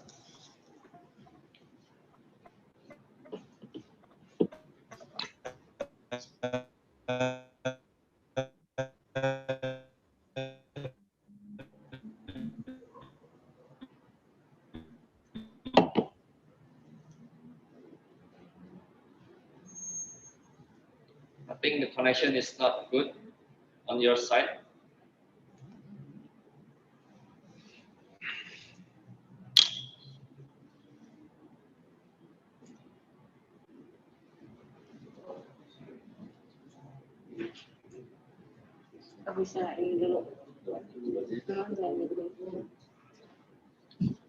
I think we shall continue, move on first to the Mr. Rizal from Indonesia Textile Association. Is Mr. Rizal available? Yes, and we I'm shall, here. after this, we shall go back to Mr. Masvin. Mr. Rizal is from API, Indonesia Textile Association. Please start your presentation. Oke, thank you. Terima kasih. Assalamualaikum warahmatullahi wabarakatuh. Good afternoon, distinguished participants, ladies and gentlemen. First of all, I would like to thank Mr. Ridwan Kamil as a governor of West Java Province for the chance given to Indonesian Textile Association to deliver our presentation. Introduce my name is Rizal Tanzil Rahman. I am an executive secretary of the Indonesian Textile Association. On behalf of API, I also would like to give our warm greeting to distinguished delegates of Ethiopia and to all the participants present today.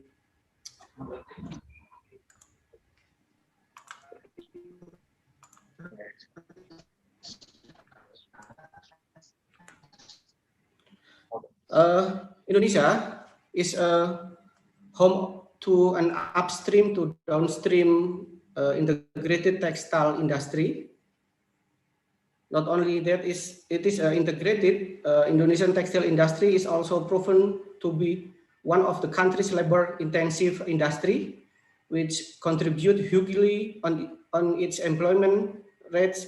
In 2020, textile industry employment more than 3.96 million.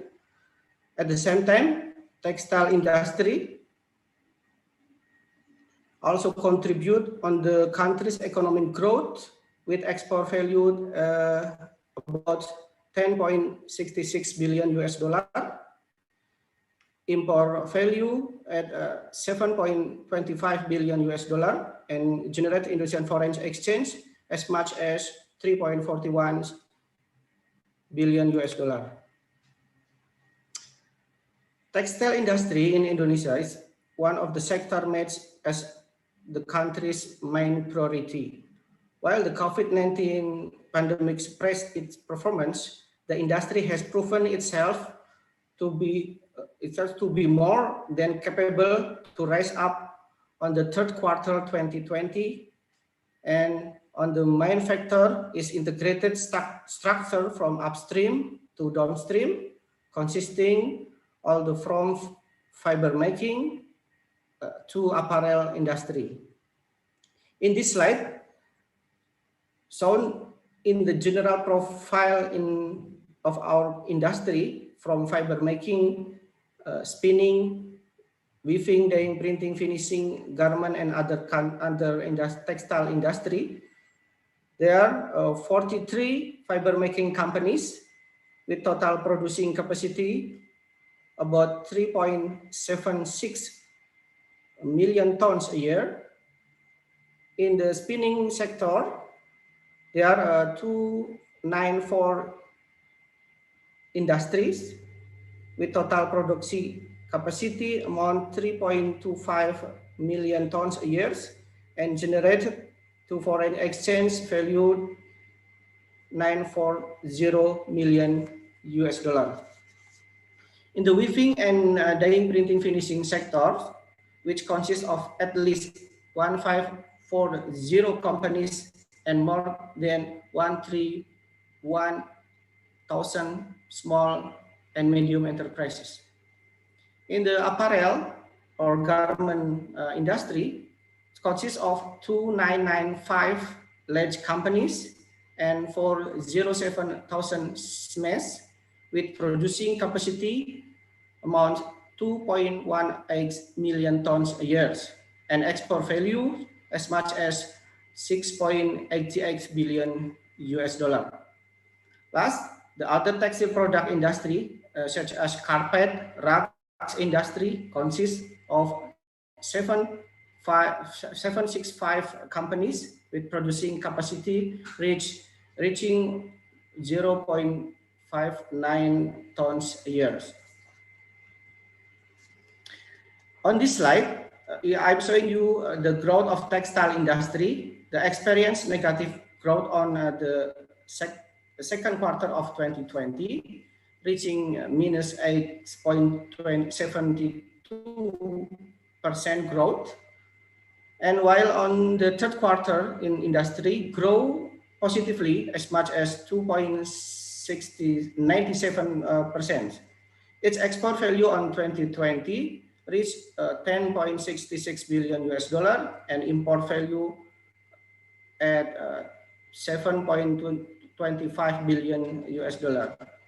These values are 17% and 22%. This less than they were on 2019, respectively, with the industry balance of trade values also declined by 1.6%. The main export commodity of the Indonesian textile is apparel, which contributes as much as 66.2% billion 66.2% of the total export value, with the main export destination countries being USA, Japan, Germany, South Korea, Australia, China, and Canada. The slide shows how the integrated structure of Indonesian textile industry become its superiority, which contribute to its ability to stand amidst the COVID-19 pandemic, even experienced positive growth near the end of 2020. The aforementioned structure gave Indonesia a more flexibility control process, thus reducing supply chain risks and grant the industry a higher agility.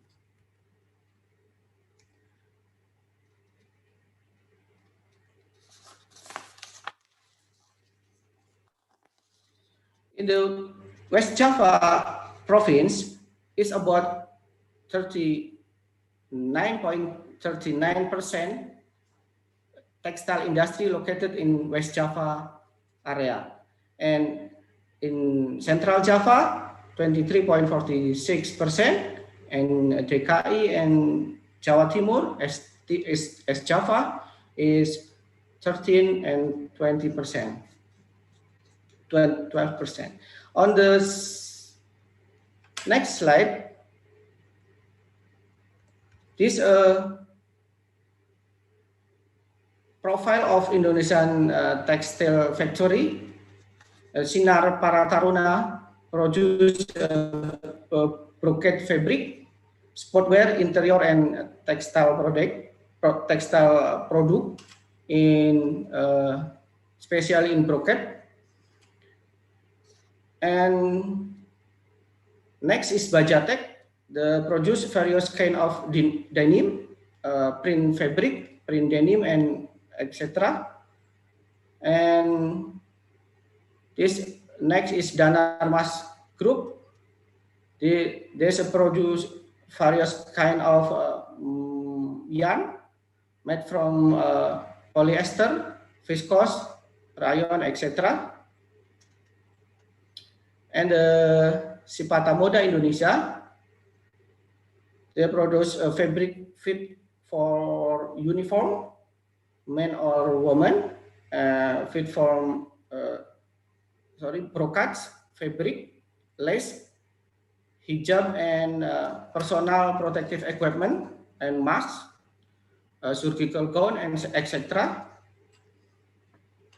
And hijab also the produce of Sipata Moda, and the Sipatek, you can find a product of Sipatek from uniform, both a man or woman, fit for tents and outdoor equipment and curtains. That's will be all for me. I sincerely hope that this presentation provide you with a broad view of Indonesian textile industry to delegates of Ethiopia. Thank you so much for your attention. Good afternoon. Thank you for your presentation, Mr. Rizal. So Mr. Rizal is from the Textile Association in Indonesia. So if there is an investor in Ethiopia, they want to look for textile products, you guys can look for Mr. Rizal. Yeah, Mr. Rizal, maybe you can send the contact in the chat box after that. Okay, thank you. Let me check to Mr. Asefa. Mr. Asefa Genet is, all right, you're already there. Hi, we are looking for you.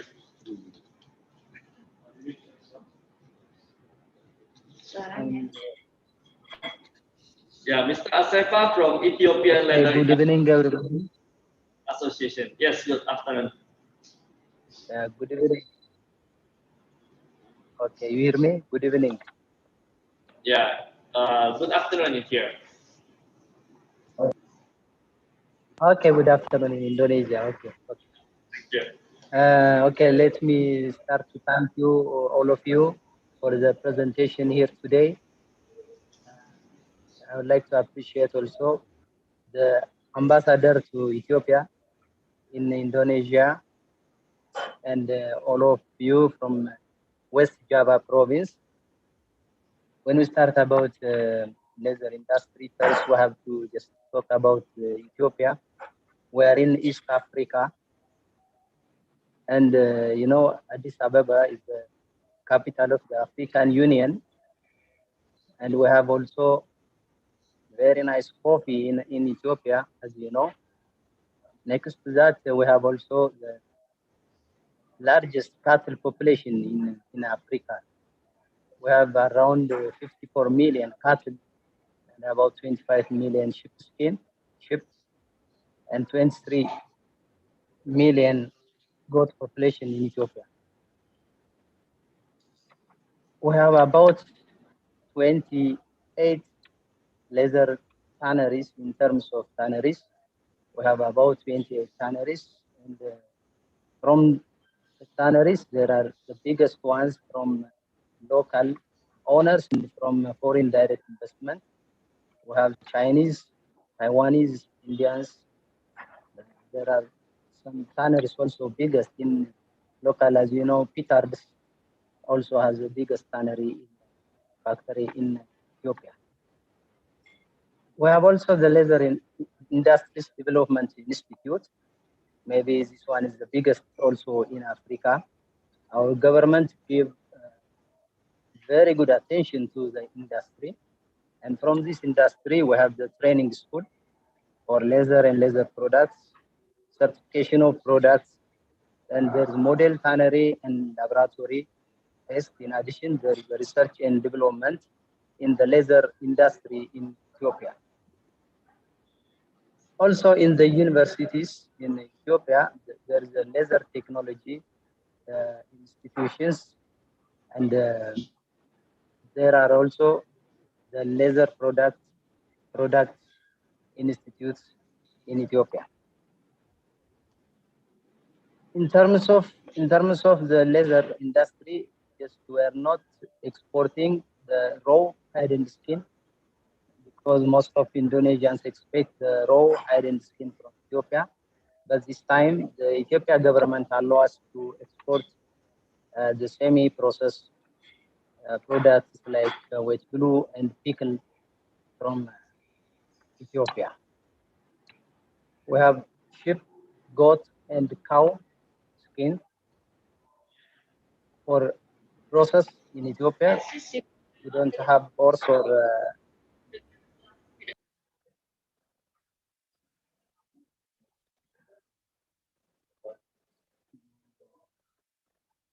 so hello.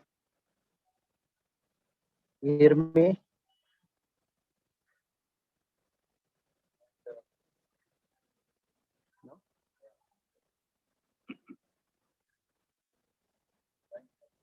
Yes. Mr. Asrefa, I think your connection. Okay. Now it's okay. Yes, now it's much better. Okay, so we are working on the semi-process, on the finished laser and laser products. We have a very good production in the glove laser, in the sheep skin. We are famous also, you know, in Ethiopia. We have a very good sheep skin for glove laser and for sheep upper laser. We have also goat skin. We have the best origin. Ethiopia, we have the best origin for goat sweat laser. So in our case, maybe we export, our export mainly concerned in Asian countries like China. We have the biggest sales in China, to Vietnam, to England, and to India. Now we are hoping to extend our export to Indonesia. Also, this is a very big market, especially for globing laser, as far as we know. And we need to have a very good relation with Java, the West Java province in the laser industry. For anything you want, you can contact us, the Ethiopia Laser Industries Association. For today, I have this. Thank you very much. Maybe if I have time, I want to invite my colleague interrupted maybe minutes before. Is that okay?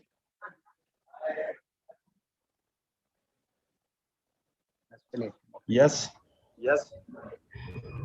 Nasfin, come back. Are you hearing me, please?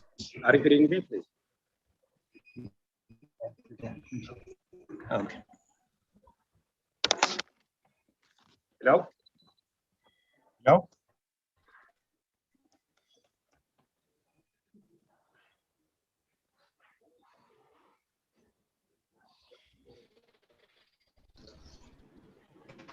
Hello. Yes. Nasfin, come back. Maspen, you want to come back? If it is possible, if we have time, let him finish the presentation that interrupted. Is that okay?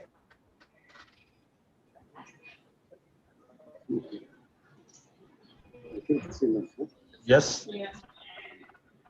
Mr. Asrefa. Yes. Nasfin, come back to stage. Maspen, we have time, let him finish. Is that okay?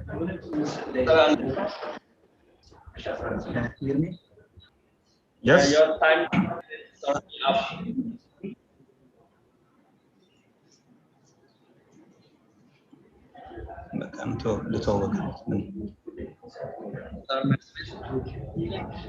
I think we shall continue with the next one.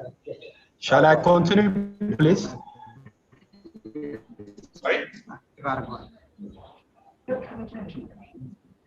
I invite Mr. Maspen. For the rest of presentation. I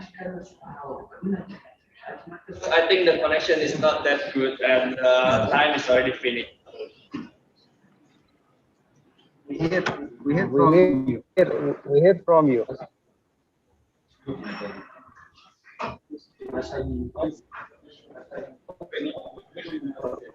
Yes. Yeah. That's continue. Yes, possible.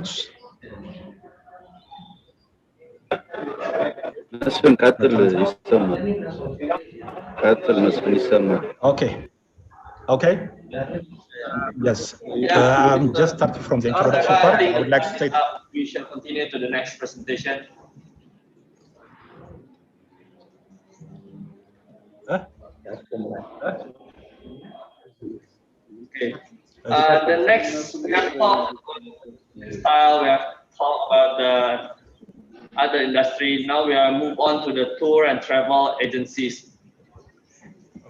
Okay. Next, we have a presentation by the Association of the Indonesian Tour and Travel Agencies. Is there any representative from the ASITA Tour and Travel Association? Oh, I saw Mr. Budi Diansyah. Yeah. Okay. All right, Mr. Budi, 10 minutes. The time is yours. Okay, thank you very much for the time for us. His Excellency Ambassador of the Ethiopia for Indonesia, and also the Ambassador of Indonesia for Ethiopia, and also our distinguished guests. Good afternoon for all. First of all, thank you for the government of Java has inviting us today for presenting the tourism of West Java and a little bit about ASITA. Let me do the screen share.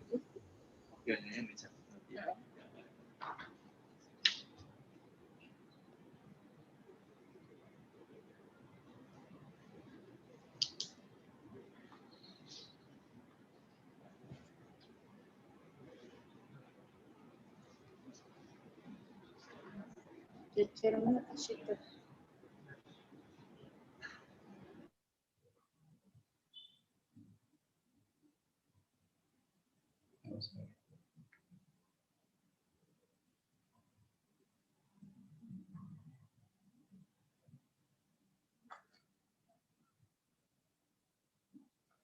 Okay. First of all, let me introduce myself. My name is Budi Diansyah. I'm the chairman of the ASITA West Java chapter. ASITA itself is the acronym of the Indonesian Association of the Indonesian Tours and Travel Agency. So what is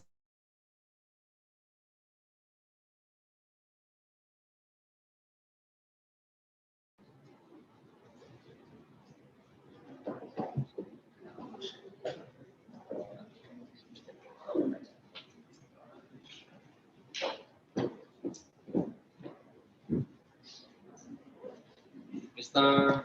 Budi, are you there?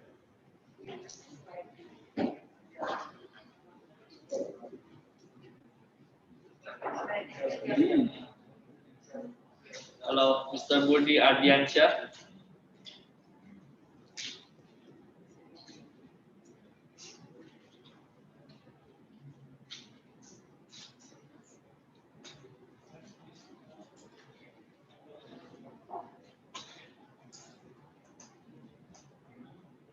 I think something.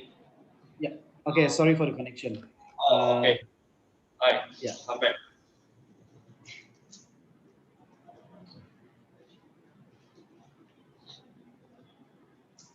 Okay. Let me continue. So we are now celebrating our 50th anniversary because we were established as 1971. This is our golden anniversary, and the ASITA itself is including all Indonesia. So we are spreading out Indonesia from the Aceh in Sumatra, and then the whole Java, the whole Kalimantan, Sulawesi, and also to Papua, Bali, Nusa Tenggara Barat, Nusa Tenggara Timur, and also Maluku until Indonesia. So our membership, we have the full membership, and then also the associate members and the honorary members. And our members actually is a company, not person, but company. We have now run 7,500 run in all Indonesia, our members. Mr. Budi Diansyah, I think your screen share is stopped. So we need you to share your screen. Let me check again.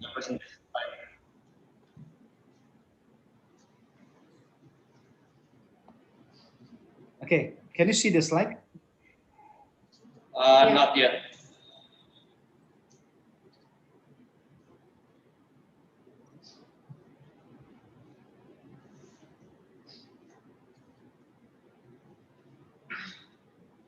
Okay.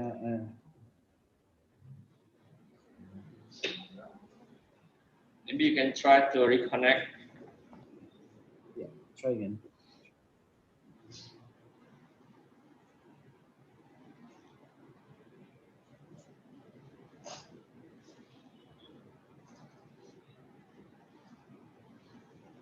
Okay.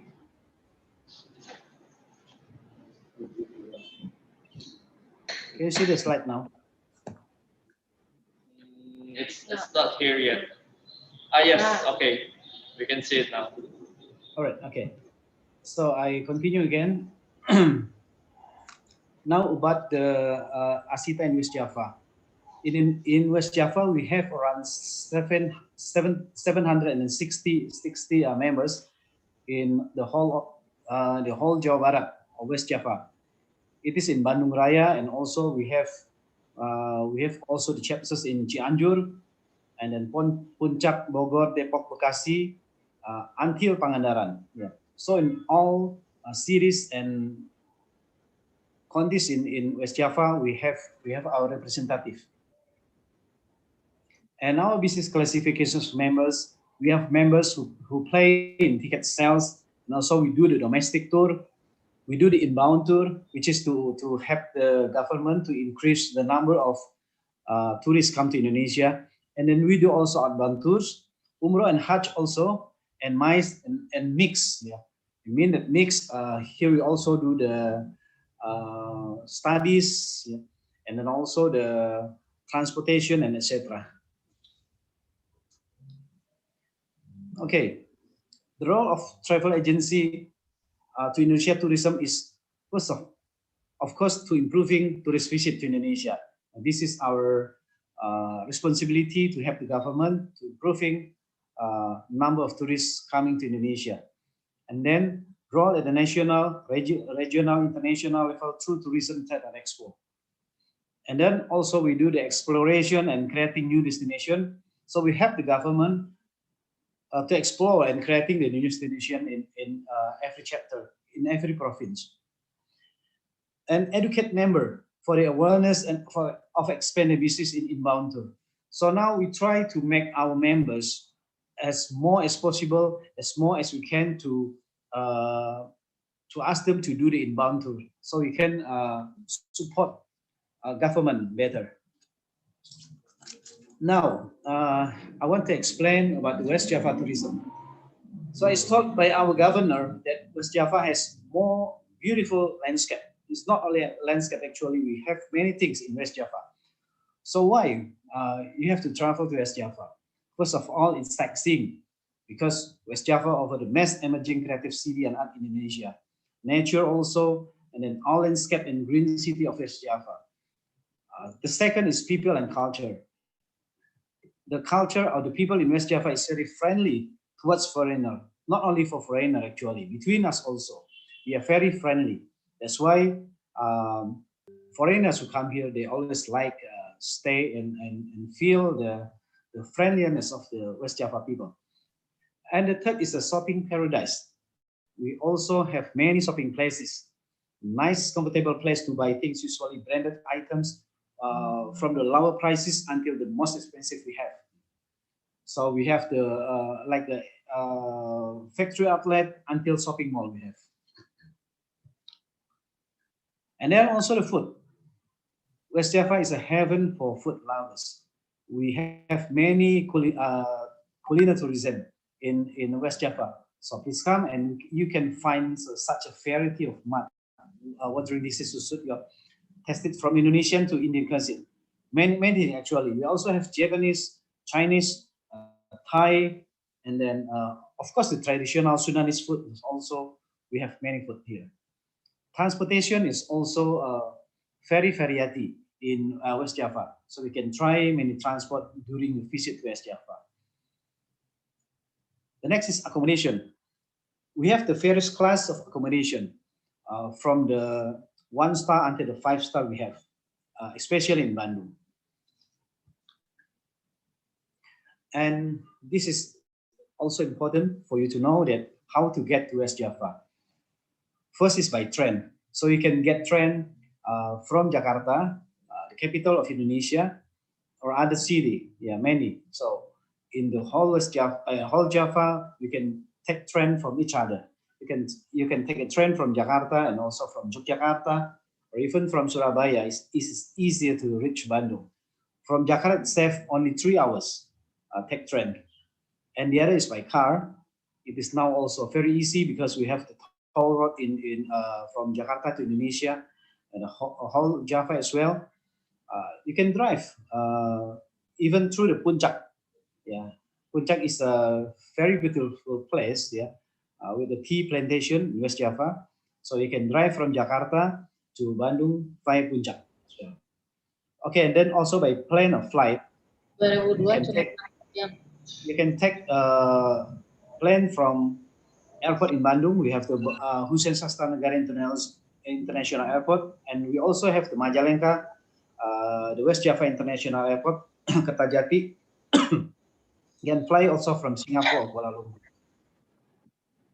Pak Budi, your time is 1 minute left. Okay.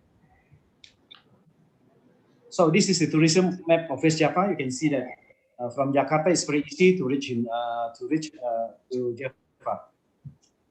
Now we can see. Now I just make this because of the time. I just make it a little bit short. So this is Bandung. This is the Gedung Sate. You have to come. This is a beautiful landmark. Tangguhan Perahu, the legend mountain in West Java. You see that this is a Dusun Bambu.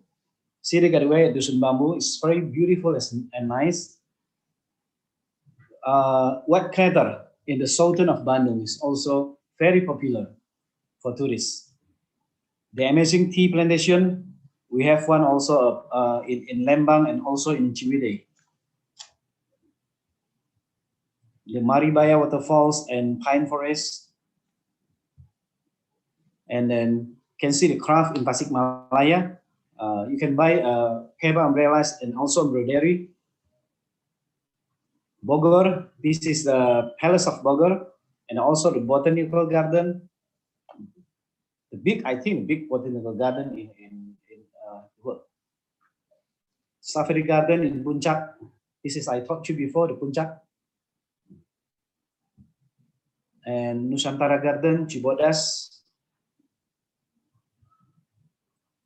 The Pangandaran Beach. This is near Central Java. They also have the airport there, yeah, but also a small plane. Or if not, you can drive at around 5 hours from Bandung to Pangandaran. This is a very beautiful beach. Okay, that's all I think. But of course, that I hope that after the COVID, maybe the people of Ethiopia can come visit Indonesia and also the West Java. We hope maybe later, like Pak Taufik said, we can have a direct flight from Addis Ababa to Kertajati. We hope so. So it's easier for you to visit West Java. Okay, I think that's all that I can present for today. I hope the information is enough and to see to open your mind about beautiful West Java and the tourism spot in West Java. Thank you very much. Thank you so much, Mr. Budi Alyansyah. I totally agree with you that West Java has a lot of tourism place to offer. We have from the live crater, tree plantation, from mountain to beach area in Pangandaran is my favorite, and as well as Bandung, of course, the Paris of Java. So next, let's see what Ethiopia tourism has to offer. The next on stage is Mr. Nahom Atmasu, President of Ethiopia Tour Operator Association. Please welcome on stage, Mr. Nahom Atmasu. Yes, hello. Hello, everyone.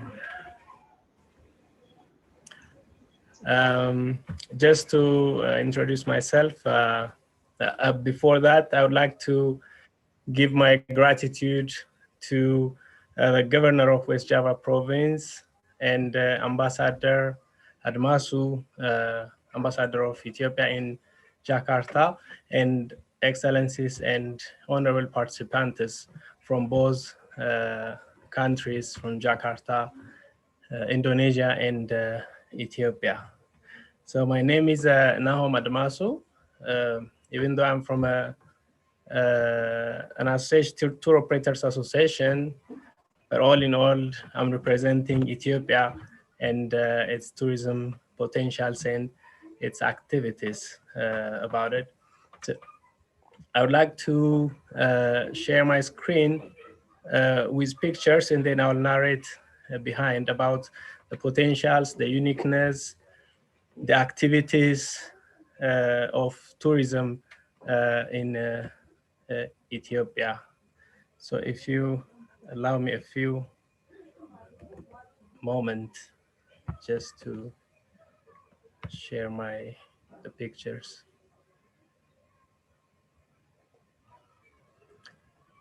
Okay. Yeah. So at the beginning, a little bit of a general overview of Ethiopia is mentioned by the different participants of the different sectors. So on the tourism sector, Ethiopia is one of the biggest countries in Africa, and also if you compare it with other European countries, it's bigger than England and Spain combined, and it's the second populous nation in Africa, next to Nigeria. And the good thing about Ethiopia and its potential on tourism is that it is the leading nation in terms of World Heritage sites, be it tangible and intangible, having 9 tangible World Heritage sites, cultural and historical, and 4 intangible cultural heritage. And apart from that, we also have 6 biodiversities under UNESCO protection. A bit of a highlight about the uniqueness of Ethiopia is that it is the only country to have its own calendar and its own alphabets. Currently, we are on the 2013.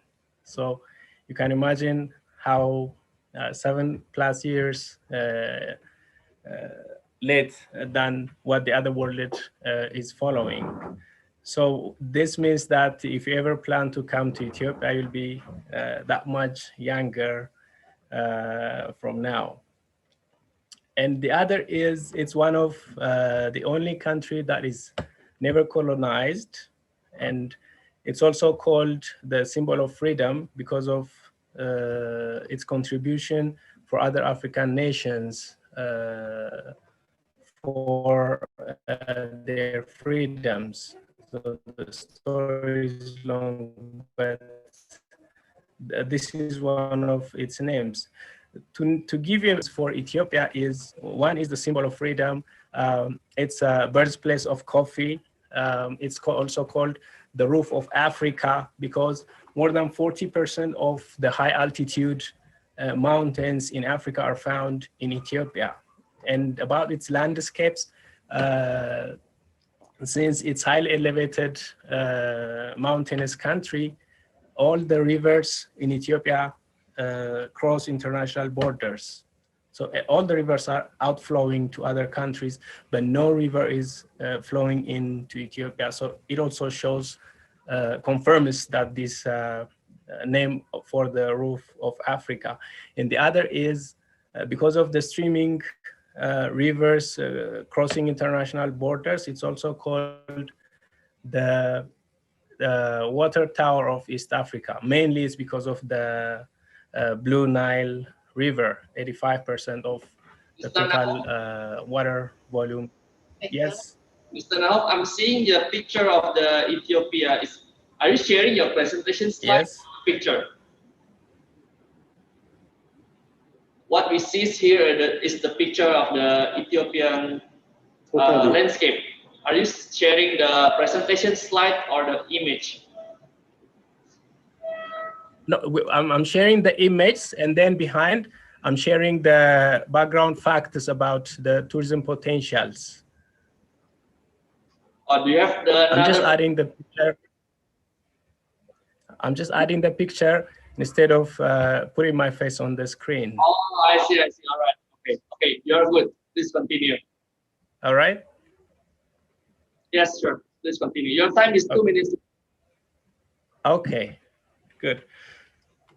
So having all these potentials, Ethiopia provides more or less all types of tourism activities, be it historical, cultural, adventure, ornithology, or bird watching, paragliding, and photographic expeditions, hiking and trekking, and also different sport activities. And one that I haven't mentioned about the uniqueness is the different pilgrimages are made to within Ethiopia and from Ethiopia as well. So one is that I would like to mention is the Hijra. It's one of the Hijra destinations. The first Hijra in the world was made from Mecca to Ethiopia by the relatives and followers of the Prophet Muhammad from Mecca to Ethiopia. So that is a big potential for those who are passing through Ethiopia to Mecca, setting up a footstep to this first mosque in Africa, which is Al-Najashi Mosque. That is very historical and a base for all the Muslim societies in all over the world. So that is one thing. In Ethiopia, apart from Al-Najashi, there are 3 different spots to name. One is Sof Umar, which is 2 days from Addis Ababa. There is a celebration twice a year. And the other is Dire Sheikh Hussein. It's also 3 days from Addis Ababa. So these 3 places are worth visiting whoever wants to make a pilgrim on their annual celebration day. And another is, I would like to mention Harar. Harar is the 4th holy city in the world for the Muslim community as well. And it's also given a Peace Prize in 2005. The picture you saw is a mosque in Harar. And for the peaceful coexistence of all religions and all societies together within that small Mr. world Nahome, I think your sound city. is missing.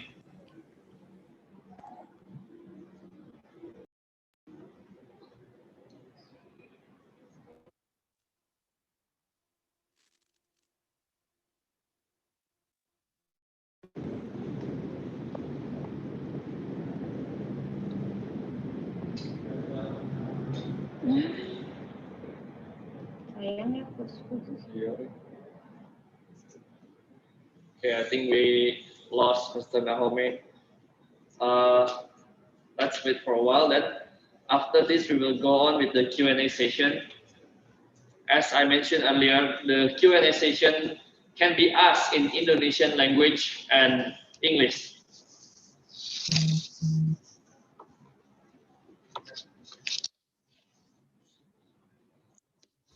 Sorry. Am I done with my minutes or shall I proceed a few more minutes?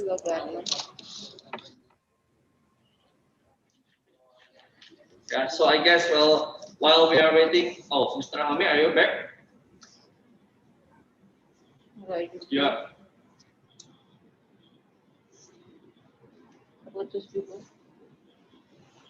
We can see you here. You are on mute. I think you need to unmute yourself. Yeah, Yes. I think my connection is interrupting. So just to wind up a few basic factors about the current conditions of the tourism activities. Ethiopia is one of the 13 or 14 African countries to obtain the safe travel stamp from WTTC. And it's not simply that Ethiopia earned this; it's done its obligations and what it has, all the obligatory things. And with Ethiopian Airlines, Ethiopia and Indonesia can combinedly work on tourism potentials with Ethiopia and to promote both countries' opportunities, not only on tourism, but also other activities. Even though Ethiopia's major tourist generating countries are Europeans and Americans and from Middle East, I can firmly say, to boost up the combined effort and promote the two countries' potential activities. And the visa facilities have also been improved to from going door to door. They have created an online facilitation so that anyone who wishes to come to Ethiopia, all these bureaucracies are minimized in a modern digital way. So we also work with Tourism Ethiopia, Ministry of Culture and Tourism, and other associations and embassies to promote Ethiopia and its potentials and to share what Ethiopia has to offer for the outside world, the known and the unknown good parts of Ethiopia. Hopefully, this moment will not be the end, it's just the beginning of the end. So I humbly appreciate all the participants and coordinators.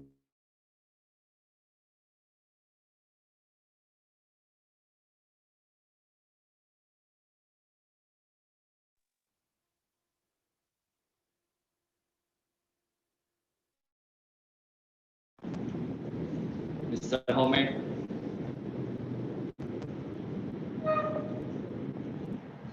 Okay, I think it's a great thank you speech from Mr. Nahome as well.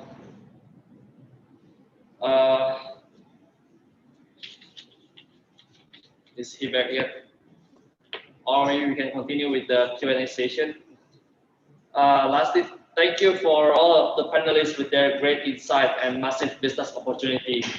We have talked from pharmaceutical to textile to leather, tourism and gold mining as well. We hope that with this business matching event, we can explore more about both of our countries. Now we'll continue with the Q&A session. The participant can ask any question in regards of the topic in Indonesian language or English. Let's get started with the first question. Is there anyone want to ask? Mungkin bisa baca yang dari chat itu.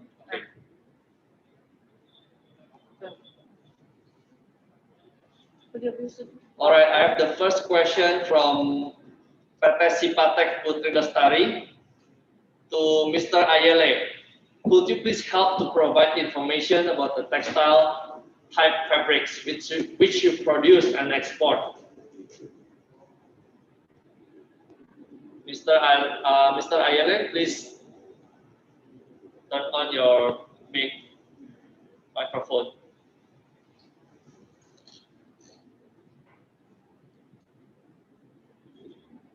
Is Mr. Ayele available?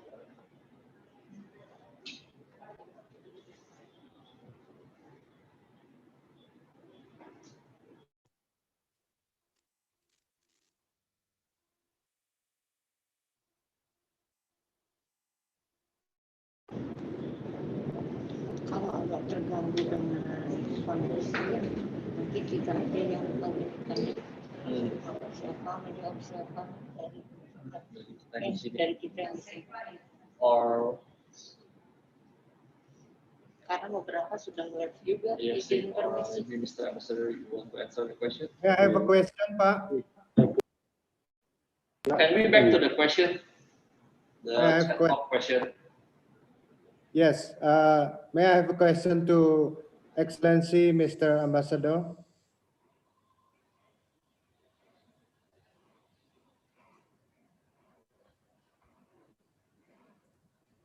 Yes, from Taufik.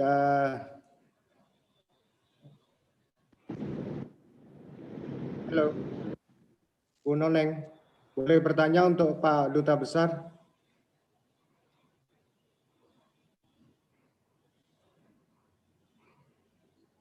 Halo.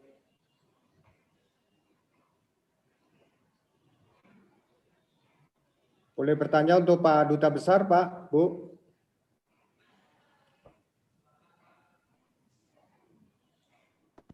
Silakan Pak Taufik, silakan. Yes, thank you for your time. Excellency, Mr. Ambassador, may I have a short question about the possibility if we have a direct flight from Addis Ababa to Kertajati? That's the first question. We have also a memorandum of understanding between West Java province with Garuda Indonesia. So maybe we can introduce the flight, especially cargo flight from or passenger flight from Addis Ababa to Kertajati, the new international airport in West Java.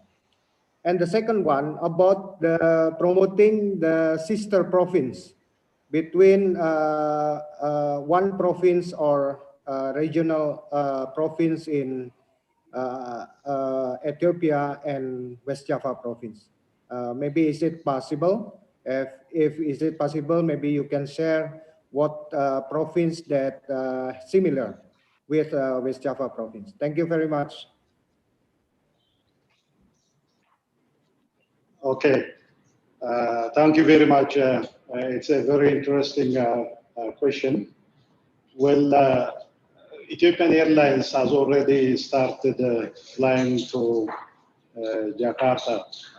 The flight started before 2 years. We are flying 3 times in a week. And also we have a cargo service. Our cargo service is flying 4 times in a week.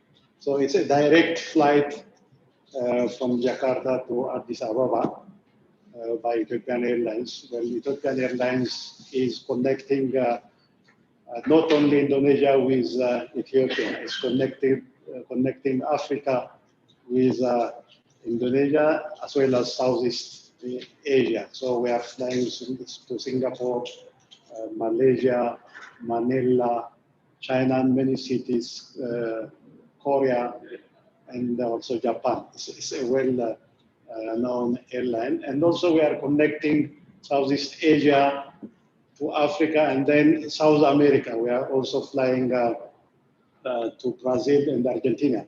Now our cargo takes goods and items from Indonesia to South America, all the way across Africa. So definitely we have a direct flight, and it's only 9 hours flight from Jakarta. Still, because of the commencement of Ethiopian Airlines flight, the trade and investment relationship between Africa and Indonesia has improved a lot. So we will be very happy also, I think, to fly to Bandung, definitely also to Bali and other places. We are trying to scale up our flight. For example, you see Addis Ababa, Ethiopia, especially Addis Ababa, is not only the capital city of Ethiopia, it is also the political capital city of Africa. It is the third city with a very huge diplomatic community. The first one is New York, the second one is Geneva, the third one is Addis Ababa. So there are so many tourists from Addis Ababa that wish to come to Indonesia. Almost they are coming now for honeymoon, for example, to Bali, even to Bandung, they are coming. So I think the only important thing is simply to exchange information so that we can increase the number of tourists that are coming from Africa, Addis Ababa to Indonesia, as well as from here, the number of tourists is increasing from time to time. Ethiopia is a very ancient country. We do have so many tourist attraction sites, historical sites, wild animals. It's a very huge potential. So we can collaborate in that area also by connecting travel agents. the sister province, definitely we tried. You see, we came here last year in order to connect the Bandung city with Harar city. And I had a discussion with the mayor last year, because Harar is the fourth holy place for the Muslim in the world. It's a very ancient city.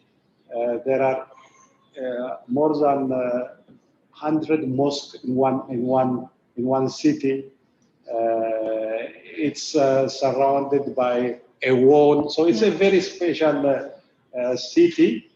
But it's not. It's one autonomous state also, a city state.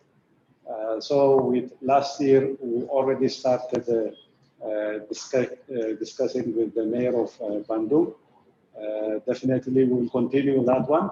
And now we wish also to extend it to the province level now, the Bandung province. It's a very good idea. We will take the idea and simply we will start working in order to establish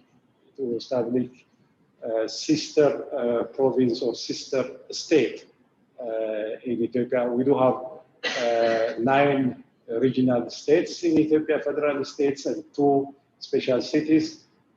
Definitely we will start working on that one. It's a very good proposal. Thank you very much for the proposal. Thank you very much, Mr. Ambassador. Thank you very much, Mr. Taufik. Hope that answered the question. Now we shall continue to the next question from Muhammad Alwi. Undaman Ahmad Sako, after this forum, is it possible to still get in touch with participants of this forum? For example, like making a WhatsApp group so we can share ideas related to the business opportunity of West Java and Ethiopia.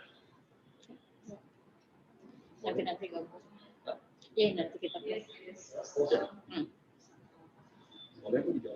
Pak Muhammad ya, Pak Muhammad Alwi. Nanti kita coba buat ya Bu Ani ya, satu grup WA antara ya. Pak Muhammad Alwi ini masih ada.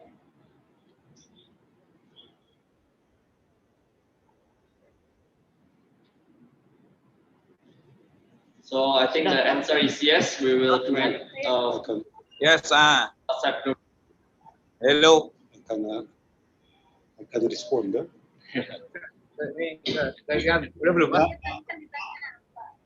I think yes, I'm here. Okay. Oh, ada. My name is Muhammad Alwi. I am a rattan manufacturer.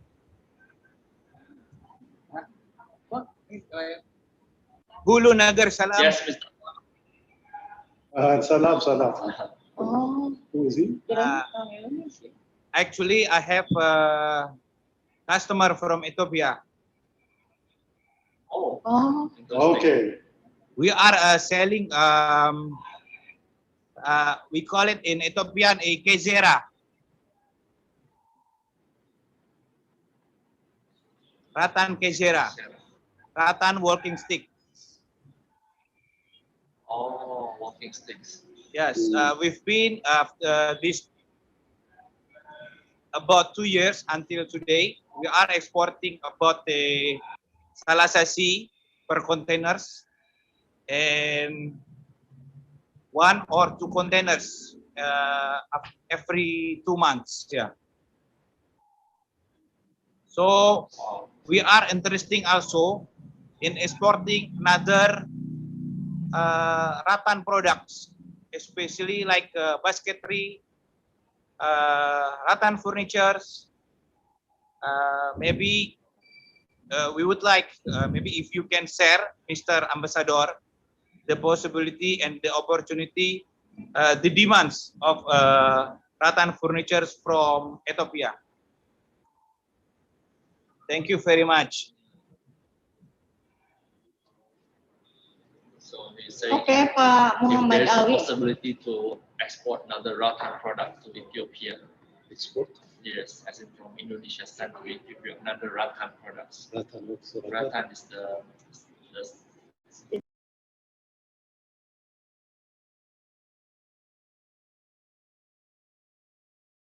Okay, it's good. The first issue related to the WhatsApp group is a very good idea. So I think we should follow up our meeting today, our discussion, so that at the end of the day we can have a very concrete result. For that one, I think forming a WhatsApp group is very important. So we will form a group and then we will communicate. Well, as you know, this is not the end. This is the beginning. So this is a process. So we wish to see the outcome, the concrete outcome. So for that purpose, it would be very important to communicate, to follow up. So immediately within now the staff here in the province and also our staff in the embassy, the Jakarta embassy, together with the Ministry of Foreign Affairs in Ethiopia, and also together with all presenters and participants, simply we will form a group and we will follow up. The other one is definitely the objective of this virtual business meeting is to exchange information and to know each other.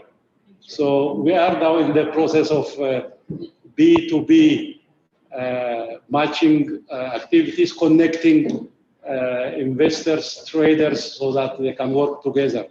So I'm sure when we form this WhatsApp group and when we communicate, definitely there are so many opportunities, there are so many things to export from here to Ethiopia. Pharmaceuticals, for example, we said we import 80% of our pharmaceuticals, we only produce 20%. And also as other items, there are possibilities. And also there are a lot of potentials to import from Ethiopia. Now what I see is most of the time Indonesians, they import a lot of agricultural products, Ethiopian products, but not from Ethiopia. Either it is from India or Dubai. So why not we directly be connected and make a trade? So even Ethiopia, for example, we import palm oil, sometimes not directly from Indonesia, but from Dubai, from the third party.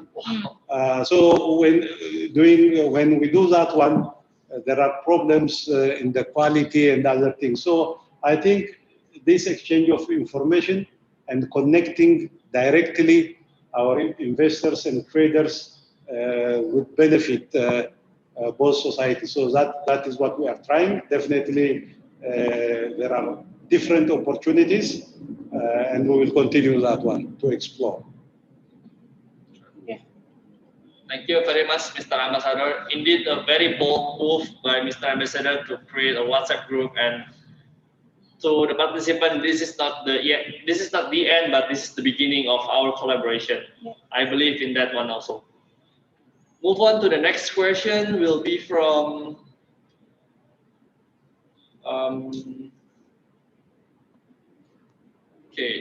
from Sion Alem Mayehu. Question: we are leather products manufacturers in Addis Ababa, and what is the possibilities of exporting our product to your area? I haven't heard much about the leather product interest from Indonesia. To the facilitators, would you please address this question to the right person on our behalf? I think the right person will be Bu Neneng. Ada yang dari Irak nggak? Boleh? Pada Bu Rini nggak? Ada ya? Bu Rini, we are looking. Answer the question. Bu Rini. Yeah. Okay, we are looking for Ibu Rini from Indah, the right person to answer the question. Thank you. maybe I can answer you about the leather product from Ethiopia. We also here invited importers for the leather products, importers from outside. Maybe we can have another meeting, I think, that discusses detail about the trading between Ethiopia and West Java. I think me and Ms. Rahel from Ethiopia will have another meeting after this morning. So we can have much more detail on the trading part. As for the leather, I think there are a lot of possibilities for the Ethiopian part to import here to export from Ethiopia to West Java. We have a lot of products that made from leather, and we don't have much for raw materials. Yeah, for raw materials in leather. I think there is a good opportunity about it. And we have many companies about leather in Garut. Yeah, we have a lot of companies that made products from leather in one of our agency in Garut, and we also we're looking forward for the trading in leather products. We can connect keep to them. Yes, we can connect the export the leather company from Ethiopia to our company here in Indonesia in West Java. Rahel, also Rahel knows, she can respond. Rahel, Miss Rahel, you want to respond to the question as well? We're inviting Miss Rahel from the Ethiopia embassy to answer the question as well. Okay, Mrs. Seo, thank you for the question. So regarding laser here, we have been trying to explore what the potential is here in Indonesia, especially for import. So in terms of tannery, wet glue, shipping hull, pickle, and also press is very much needed here, and especially because of the quality. They like the Ethiopian quality, but if you are not engaged in the tannery processing, maybe if you are producing laser, semi-finished and finished laser, two blocks are also needed here. So you can contact us further. We will also give you direct information from the importers here.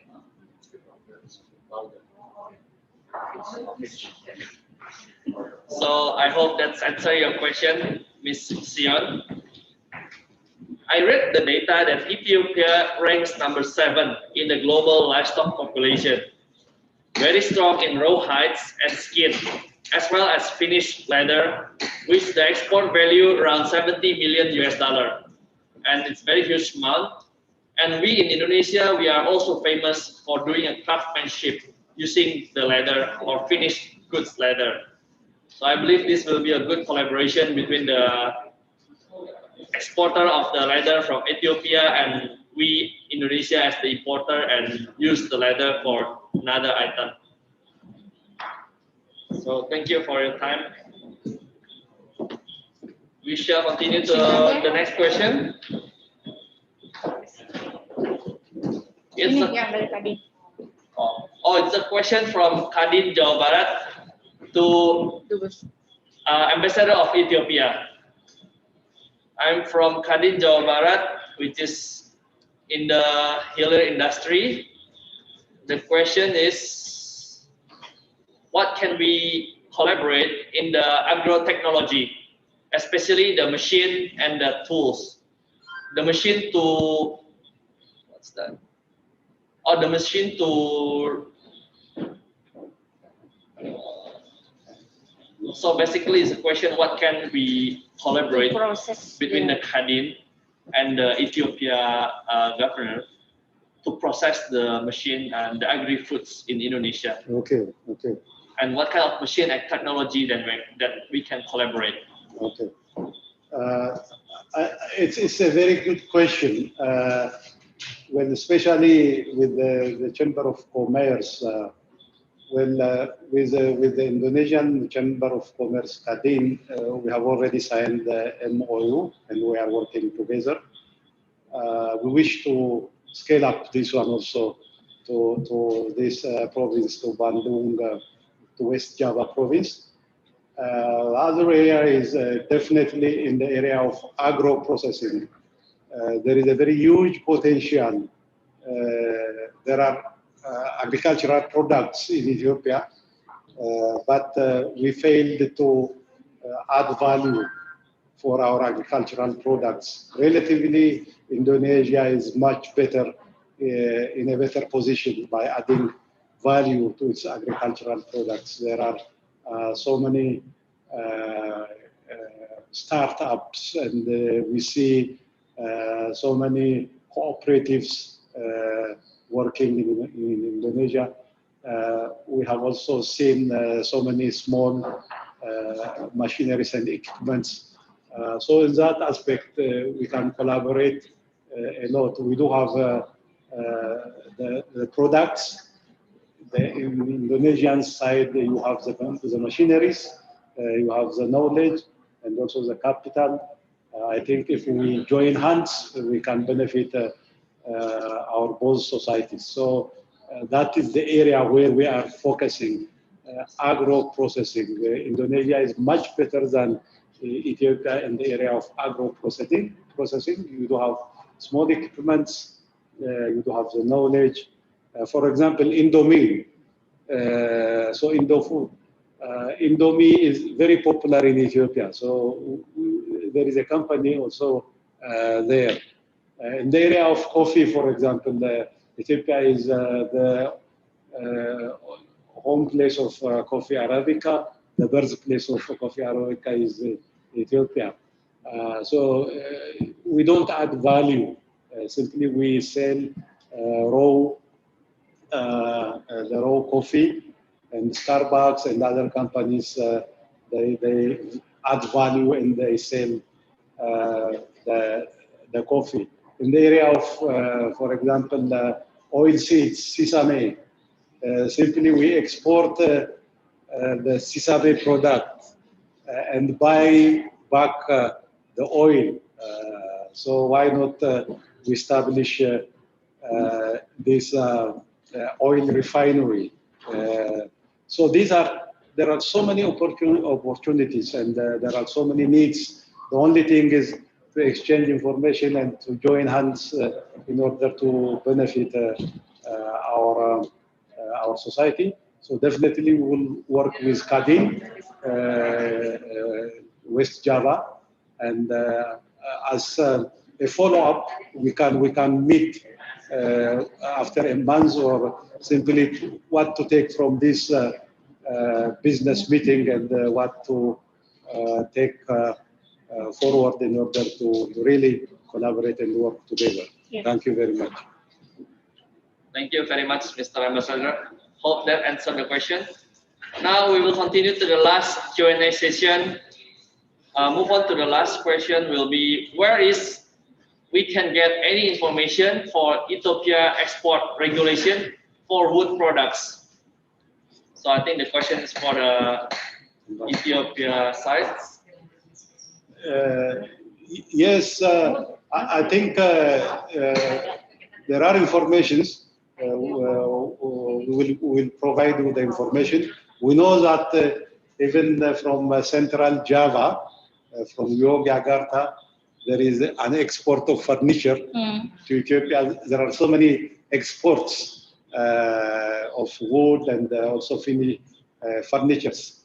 I think we will give you the detailed information. Noka, our ambassador, and Mr. Alamayo, who is responsible for the business, and Israel is around. So definitely we will give you the detailed information about that one. Okay, I hope that answered the question. So the final answer will close our Q&A session. Further detail of the discussion can be made by contact through INDAP, Industri Perdagangan, or as known as Department of Trade and Industry of West Java. We will now hear a closing remark to close the business event, and let me give it back to the host. Thank you very much. Well, thank you very much, Mr. Vicky Susanto, for leading the insightful presentation and discussion session today. And distinguished guests, ladies and gentlemen, and all participants, to close our forum today, we will have closing statements. The first closing statement will be delivered by the Ambassador of the Federal Democratic Republic of Ethiopia. Please welcome His Excellency Professor Ademasu Segaye.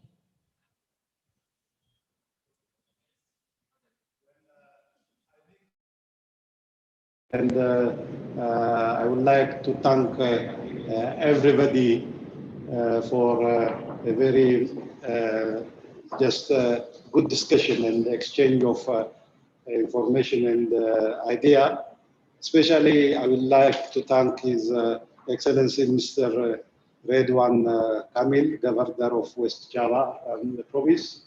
Yesterday, we had a very good discussion. We have exchanged views and ideas how to strengthen our trade, investment, tourism, and the peoples-to-peoples relationship. Well, first of all, I think the very important thing is cultural relationship, peoples-to-peoples relationship. Unless and otherwise, we build trust between the two societies, between Ethiopians and Indonesians. We can hardly talk of trade and investment. So to know each other, to trust each other is very important, and we will focus on that one simultaneously. Really, we have Ethiopians from the university. They studied at different Indonesian universities. Now some of them are back. So we are asking them now to establish academic and research collaboration, student exchange, staff exchange. So in such a way, we can increase our people's relationship, cultural relationship. At the end of the day, we will build the trust, and then definitely we will facilitate trade and investment and tourism relationship. I would like to thank His Excellency Mr. Redwan for his visionary thoughts and ideas that he provided us yesterday. And also, I would like to thank from the Ethiopian side those participants and presenters, Mr. Solomon Nuguse, Deputy Director of Ethiopian Pharmaceuticals Supply Agency, Mr. Abdullah from Ethiopian Food and Drug Authority, Ms. Ierus, also from investment, and also Mr. Abraham from Addis Ababa Chamber of Commerce. And also I would like to thank His Excellency Ambassador Ababi Demise, Director General of Foreign Investment and Technology Transfer. From Indonesian side, there are many. My colleague here, Ms. Noneng, Head of Investment Board of West Java, and also from the investment, from the chair of Kadin of West Java, and also all the presenters. We have really very much satisfied, and we gathered so many information from the present this business forum that will take us forward in order to strengthen our trade, investment, and tourism relationship. This, as I mentioned, this should not be the end. This is a beginning. We have to take forward what we have discussed here. And in the future also, we are planning to bring all African embassies here in Bandung, really to discuss how we can connect Indonesia with Africa within the Bandung spirit. So that is what we are trying to do. So again, thank you very much for all staff members who have been involved from our embassy in Jakarta, from the West Java Governor Office, from Kadin, from Tourism Commission, and definitely from Ethiopia, different offices. Thank you very much. I wish a very good working relationship, communication, and I'm sure that we will take this discussion to the higher level. Thank you very much. Yeah. Thank you, His Excellency Professor Advisor for the closing statement. And ladies and gentlemen, the last closing statement will be delivered by the Head of Cooperation Division, Governmental and Regional Autonomy Bureau, Ms. Ani Widiani. The stage is yours. Assalamualaikum warahmatullahi wabarakatuh. Good afternoon, everybody, Bapak dan Ibu. First of all, I represent the Head of Government and Regional Autonomy Bureau. Would like to say thank you very much to all parties whom done organize this event. This event brings hopes amid pandemic that impact our economic condition. However, through this forum, we prove that we have large number of opportunities to recover our economies, to bring welfare for everybody globally. I would also thank you very much for all attendees. Follow this event from the beginning till the end. We appreciate it very much. Since the main points of discussion have generally been covered by the moderator in the conclusion, by bringing the spirit of collaboration, my key point here is to support the stakeholders for bringing our attempt into the next level of trading partnership, especially with Ethiopian country as the main gate of African countries. After the Greece event done, we will follow up to one-on-one meeting if needed. That will be arranged later on. And West Java Trade and Industry Agency and West Java Chamber of Commerce will follow up and monitor this one-on-one meeting. If there is an export or import that occurs through this business matching, we will be very glad to be invited to celebrate this success. If there is still any questions, please don't be hesitant to contact us. Distinguished ladies and gentlemen, finally, I hope you will be having a successful business, benefits, and bring an economic recovery impact for both countries. Also, stay productive during this pandemic by following the health protocol. Again, thank you very much for all of you for your kind attention. See you in another chance. Thank you. Thank you, Ms. Ani Widiani, for the closing statement. And distinguished guests, ladies and gentlemen, all participants, before we completely end our event, I would like to invite all participants to have a group photo session virtually. So please look at your camera and then please show your best smile. I will count from 1 until 3. Are you ready? I guess you have been already. 1, 2, 3. All right, one more time. 1, 2, 3. Thank you, that's enough. Distinguished guests, ladies and gentlemen, we have already completed our event today. Thank you for your participation of this incredible event. We do really hope that both parties can extend a perfect cooperation to recover economic condition. Stay healthy and stay safe. We wish you a great day. Thank you very much. Thank you very much for having us. A great day, all of you.